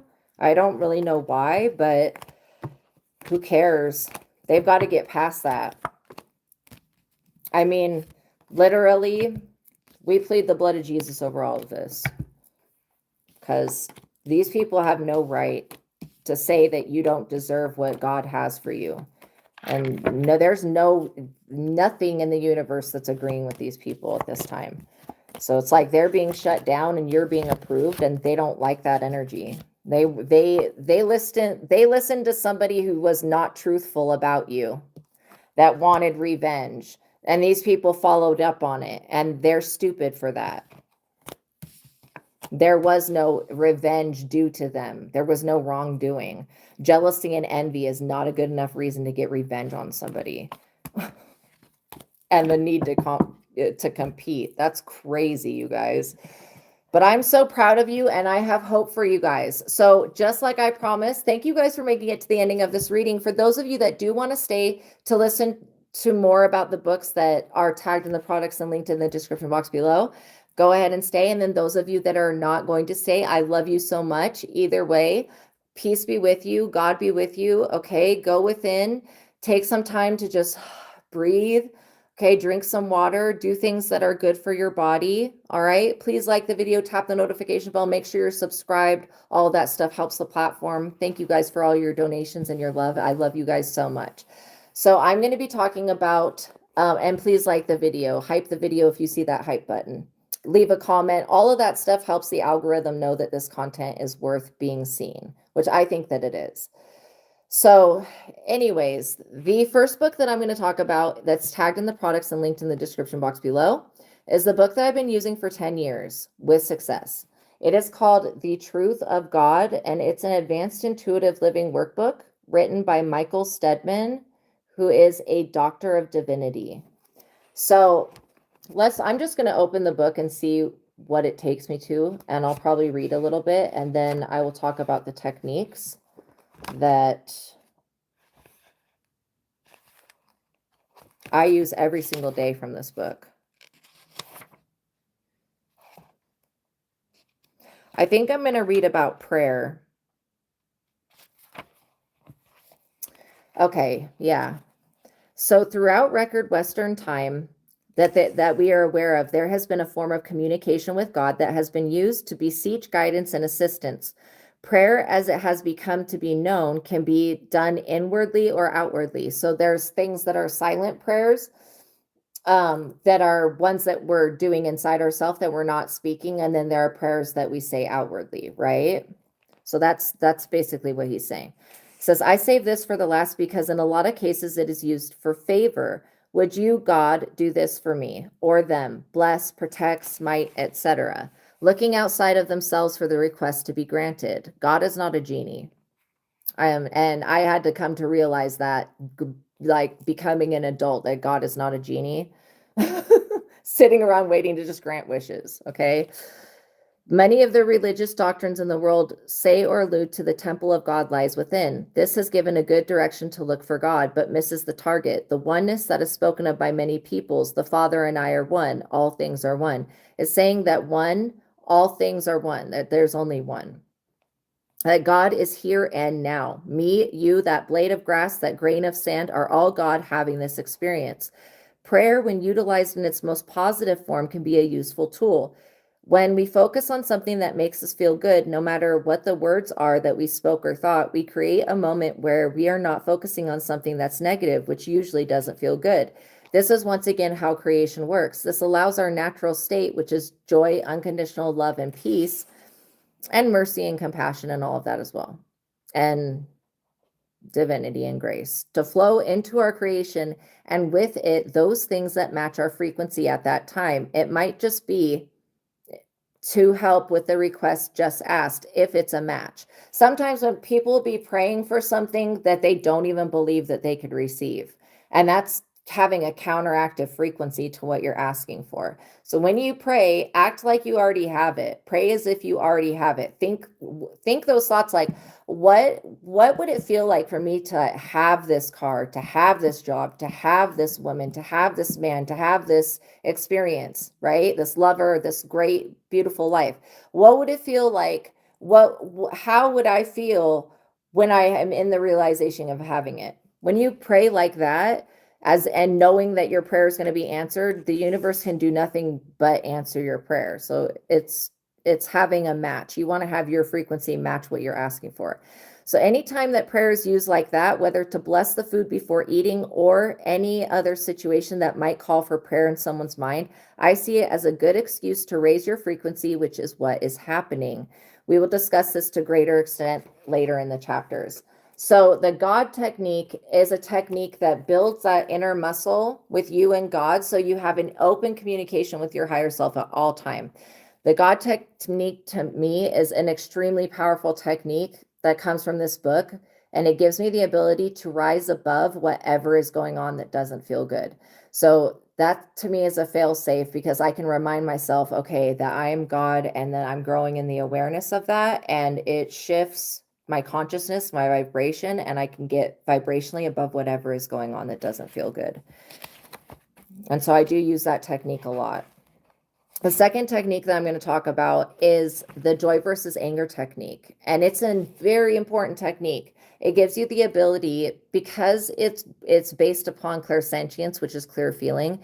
It gives you the ability to ask yes and no answers with your higher self, God, and get an immediate response back. It's based off of your gut response, right? If you ever heard people say, oh, I just had a gut feeling, it's literally based upon that. So you don't get incorrect answers. And then when you ask, should I go here? Should I eat this? Should I do that?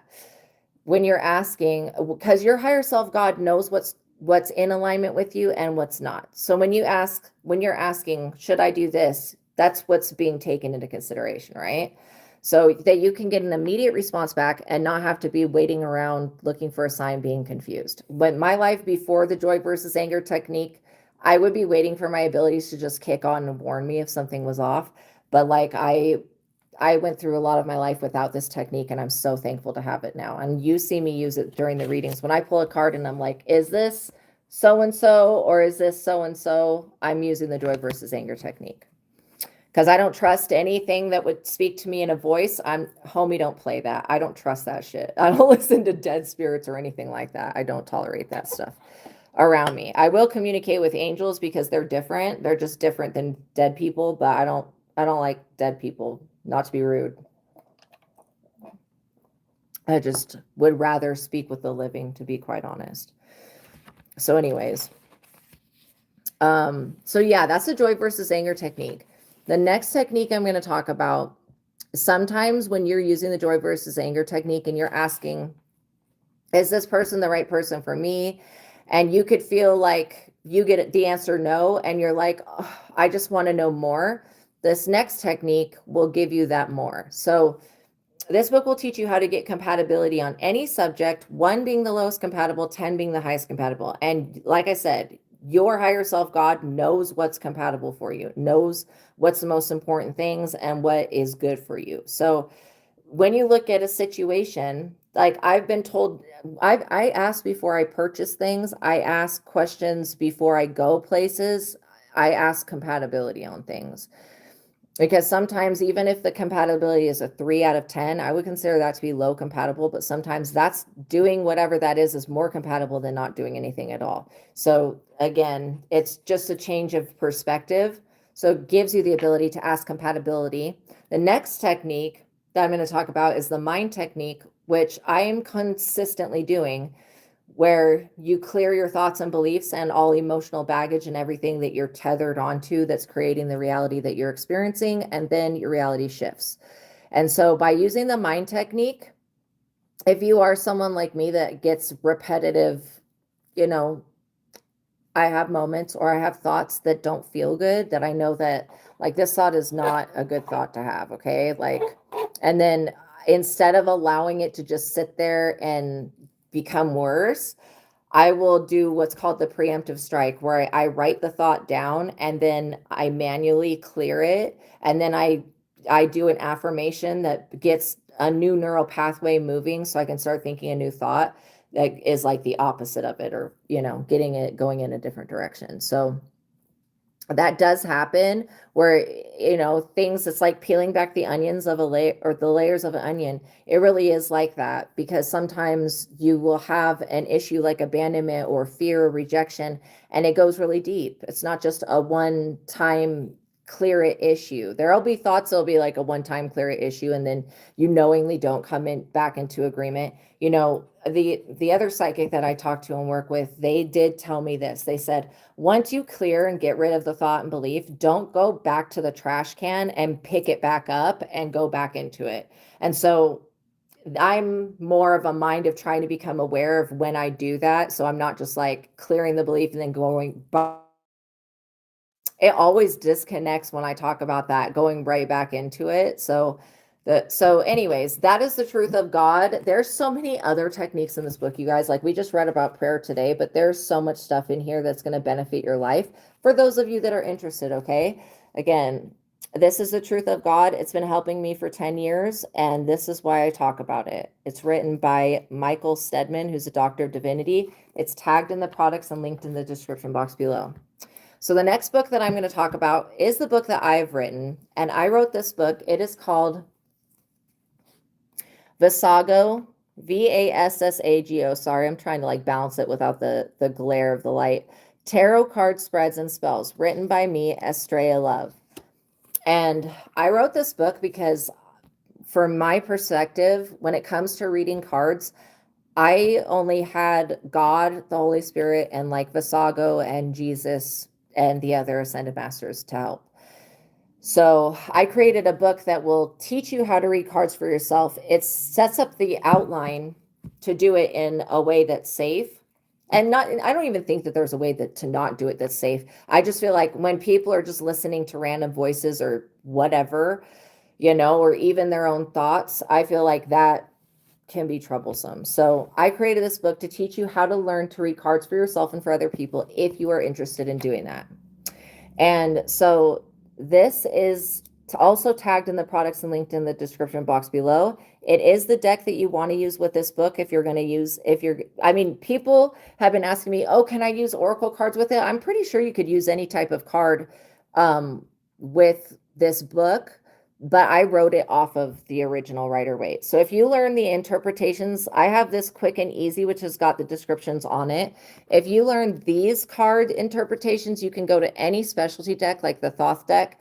And when they give you an abstract picture that has nothing to do with what the card means, you'll know the original. In fact, sometimes when I use the other decks, I will come back and I'll get the original card and then I'll read that. So we're going to actually use Vassago Tarot card spreads and spells right now, actually. So let's see. So let me explain how the tarot works. This is what Vassago explained to me. Who is Vassago? So to understand Vassago, we have to talk about King Solomon. So King Solomon is probably one of the most interesting people that have lived in my perspective. Okay. I've read a lot of the things he's written. He's written 3 books that are in the Bible, but he's written a lot more than just that. And so we're going to talk about the other writings that he's not as famous for. I guess he's still probably famous for it. So there's something called the Testament of Solomon that he wrote. That's basically a testament of what he has experienced, right? So King Solomon was gifted a ring by Archangel Michael that had a seal on it. So back in the day when there was kings or like royal people, they would have a ring that was very important to them that had a seal on it. So they would, when they would write letters and stuff, they would pour wax down, they would take their ring off, and then they would stamp it with their seal. And then that's how other people would know that it was really from them. Kind of like a roundabout way to talk about it. But Solomon's seal is a magical sigil, and that in itself, plus the magical properties of whatever was in the ring that Archangel Michael put, gave King Solomon the ability to command every type of spirit and to summon them and to do all this other stuff. So at the time that he was doing this, very long time ago, he conjured up the Ars Notoria, which has got angels in it. And then it's got angels that half of them should be in the Ars Goetia, half of the Ars Goetia ones should be in the Ars Notoria, because I mean, he classified them, but their properties are just like they belong in the other category. Anyways, Vassago is one of those spirits. So when King Solomon conjured up Vassago, Vassago said, I know that you think you're the king of the Jews and the king of kings, but Jesus is the real king that all of us spirits bow down to. And then King Solomon's like, well, who is Jesus? And Vassago's like, well, Jesus hasn't come yet. So King Solomon goes, okay, so you're a spirit of divination if you know the past, present, and future. And then he didn't really interact with Vassago any much more than that, which I think finding out that there is a Messiah for the Jews was probably a big deal. But again, it is what it is. That's the information that we have. So nowadays that tarot exists, because it's a very relatively new concept. In fact, tarot was first brought to the public. Well, it wasn't even brought to the public. In the 1400s, it came out of Italy. Nobody knows exactly who created it, but the only people that could play card games, it was like a game like Uno, was not used for divination. The only people that could play with cards were people that were royal or very, very, very, very wealthy. And then obviously with wealth, you could sit around and play cards, where the rest of the world was like scrambling to keep stuff together, right? So this is how Vassago explained tarot works to me. While you're a human, you will experience every card in the deck. That's how it maps human consciousness. That's literally how it works. So yeah, you can pick up patterns, you can see patterns, and with your own abilities, you'll pick up on so much different information. So in the tarot deck, there is 78 cards total. 22 of those cards are going to be your major arcana cards. Those are your major transitions, like the Judgment, the Lovers, the Hierophant, the High Priestess, the Star. Let's read from the Star today. The Sun, the Moon, the World, the Hangman, the Death. All of those are like your major arcana cards. Those are usually everybody's favorites. And then the minor arcana cards is going to be the rest of the deck, which are your pages, your children energy, the knights hero energy, the queens and kings ruling energy. And then you have the aces, which come from God, the tens, which are completion of something. Then you have the 2, 3, 4, 5, 6, 7, 8, 9. You have the pentacles, which represent money, stability, prosperity, abundance, finances, jobs, success. You have the swords, which represent truth, stability, being able to defend yourself, protect yourself, and then also being on the offensive, being able to fight. And then you have wands, which represent money and manifestation, or not, I'm sorry, not money, but magic, manifestation, and bringing like word and thought into creation. alchemy also as well. And then you have cups, which represent love, joy, peace, and happiness, and emotional satisfaction, contentment, divinity, and love. I think I said love. Okay, so this book actually has 23 tarot card spreads in it. So I wrote this book off of the 22 major arcana cards. So for each of the major arcana cards, there's going to be a tarot card spread and then a spell, and I'll explain it. So we're going to go to the star. Oh, so I've added in this book, if you're going to read for other people and that's what you're learning for, use the disclaimer. Okay, because this disclaimer is telling whenever you read for other people, you just need to let them know that, first of all, tarot has the ability. It is known. This is why oracle cards exist, because tarot can be known to bring out information in an abrupt way that could be offensive, or it could be triggering, or it could be sometimes not giving people the answer that they want to hear. That's what they need to understand about tarot. Is tarot, if sometimes people would come to me and they would have a question, and what would come through the cards could be something completely different, but that's more important than whatever their question was. So that's how it works. So letting people know that, you know, to use their discernment, obviously, and basically that they may not hear what they want to hear. That's the truth of it. So being okay with stating that, using a disclaimer, I think that that's really an important thing, so that people know to be in the right mental space, the right emotional space when they're coming to ask answers, right? And then I have a prayer that I use every time I do a reading. And so God helped me design this prayer, and it prays for you and for whoever you're going to read for.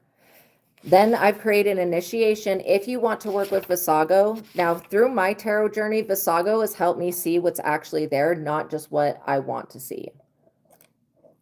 When I pull cards for myself, I can be very pigeonholed in what I'm looking for, that I'm looking for a specific thing, and I'm not seeing what's actually there. And so Vassago, when I've gotten readings from others, when I've done readings myself, and when I've done them on myself, Vassago has helped me to become aware of what's actually there. Okay, so the star, 222. So I've added actually another tarot card spread in this. So you're going to have 23 total tarot card spreads. The first one is a 14 zodiac tarot card spread. Well, you shuffle the entire deck. You pull 2 cards for each zodiac position, and 1 card will represent your south node, where your ego's at, where your starting point is, and the other card represents your destiny, where your destination's at. And so it gives you information how to connect with your destiny. The spell that goes along with that is to connect with your destiny. So it kind of just puts you right in that energy at the beginning of the book. There's no wrong way to use this book. You can either go from the beginning to the end, or you can just go to whatever subject you feel drawn to at the time. Today, I feel like doing the star. Okay, so for every tarot card in the deck, there's going to be different ways you can read the card. There's a number association, there's a yes, no, maybe, cautious answer, and then there's also one zodiac sign or more than one zodiac sign. So the star tarot card, I just have to cover up her nudity there, but is number 17. The answer is yes, and the zodiac is Aquarius. This is the card of inspiration, insight, intuition, and hope. Any dreams for the future will come true. The gift of prophecy, contact with someone who will dramatically change your life. Predicts a strong love between 2 people, entering a period of serenity, joy, and satisfaction. A calm period of contemplation or meditation. Deja vu, good dreams, psychic downloads from the universe. All emotional needs are met. Use your spiritual gifts and share your good fortune. So we're going to shuffle the deck, and I'm going to pull 1 card. Maybe I'll pull more than 1, but I'm going to pull 1 card for each position, just like the instructions say. So I'm going to read position 1, which is Aquarius. The Aquarius is the divinity of being, most known as the water bearer. Water represents spirit and God. This card will reflect how in tune one is with the natural evolution of one's spiritual self, how well you flow with time, and what your element may be shown to you in the card that you pull for this position. Rumors, gossip, or other chatter about your personal or social life can be seen in the card that you pull for this position as well. If you have any humanitarianism in your future, you will pull the Strength Tarot card for this position. If you pull the Star Tarot card for this position, then you either are an Aquarius or you are a star. Seven of Pentacles. So let's look at this. The Seven of Pentacles talks about a turning around of a situation, the tables turning in your favor. So when it comes to how in tune you are with your natural evolution of your spiritual self, this is like a major turning point here. And it says indicates a major turning point in your finances. Take a complete financial inventory. Money comes in from investments. Use this time to assess progress towards career goals and financial plans. If there is little profit, radically change your direction on money issues. Choose low risk investments and plan carefully. This is showing me that things are starting to flow in the correct direction. So I like that. Okay, so we're going to do position 2 as well. Now, I always do this and then I'm like, I want to know more now. Oh my gosh, this book is addicting. Okay, so position 2 is Uranus. Uranus is the primary ruler of Aquarius. Uranus represents freedom, discovery, innovative thought, inventions, mastery, artistry, musical poetry, and originality. Uranus may extend. Also, I almost forgot to tell you guys, tomorrow I'll be doing my reading earlier because I have stuff going on later on in the afternoon. So just to let you guys know. Uranus may expand your mind with new knowledge, adding talent, skills, and star quality to your individuality. The card that you pull for this position will show you your alignment with Uranus. It may be of importance for you to check the alignment with Uranus in your birth chart. If you don't know what a birth chart is, go to Google and type in birth chart calculator, free birth chart calculator. It's going to pull up a little calculator, and then you're going to put in the name that you were born with. This is how you get your birth chart. The name that you were born with, the day that you were born, like the day, month, and year. So your birth date, the name you were born with, not your username, not the name you changed, the name you were born with. Okay. And then you're going to add in the time that you were born, if you know that, and the place that you were born. And it's going to pull up a map of where everything in the zodiac astrology stars was, like planetary wise, the moment that you were born. Okay. And the birth chart is important for a few different reasons. First of all, if you can track your solar return, you can evade you still have to go through it. The solar return is when at a point in your life you go through a major change and it could cause a lot of destruction. For me, it was horrible.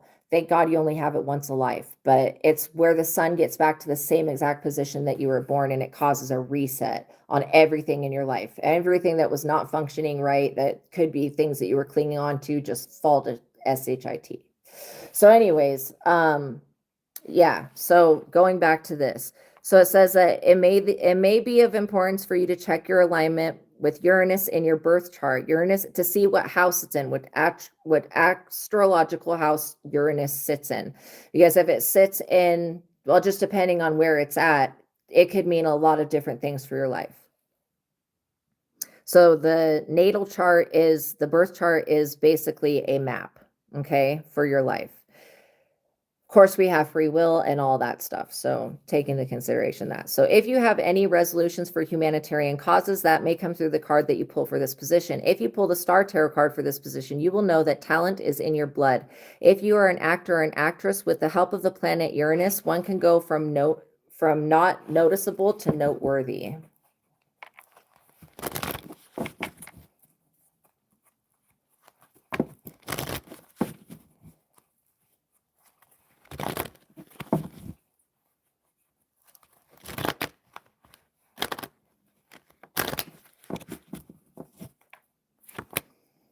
King of Wands. This is a good card.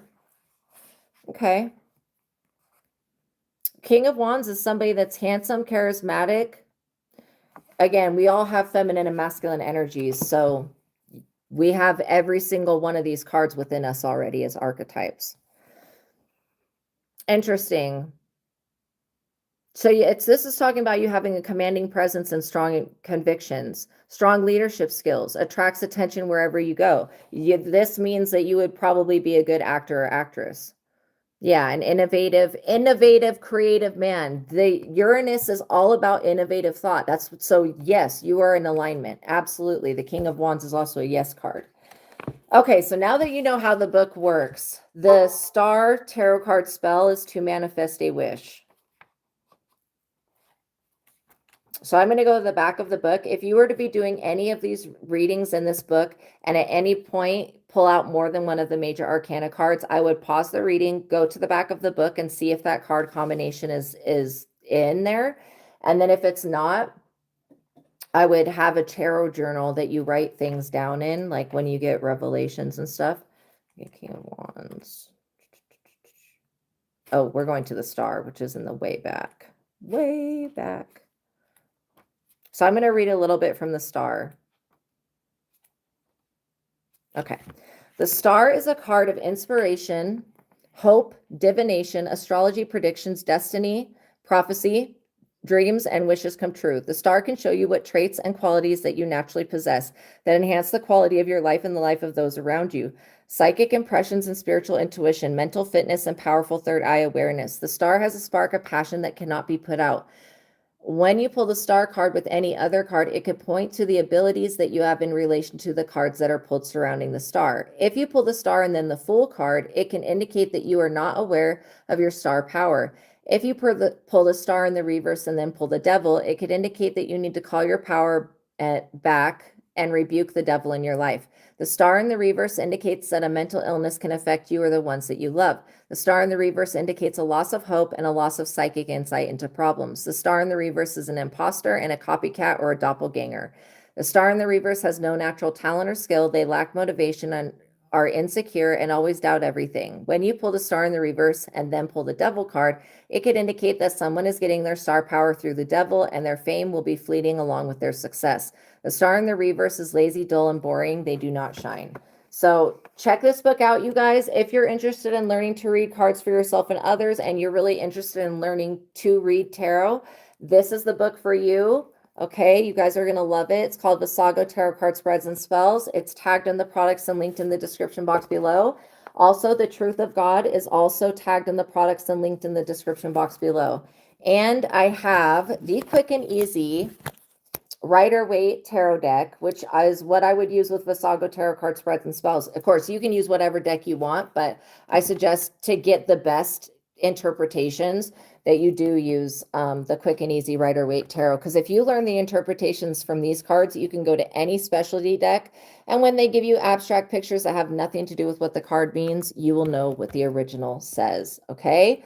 So that is my assistance to you guys at this time. I love you so much. Thank you for spending your time with me. God bless you. Peace be with you. Please like the reading, tap the notification bell, make sure you're subscribed, leave a comment, all of that. Thank you, everybody that donated. I love you guys so much. Peace be with you. God bless you. Don't forget to check those books out, and I'll see you in the next one, okay? Bye.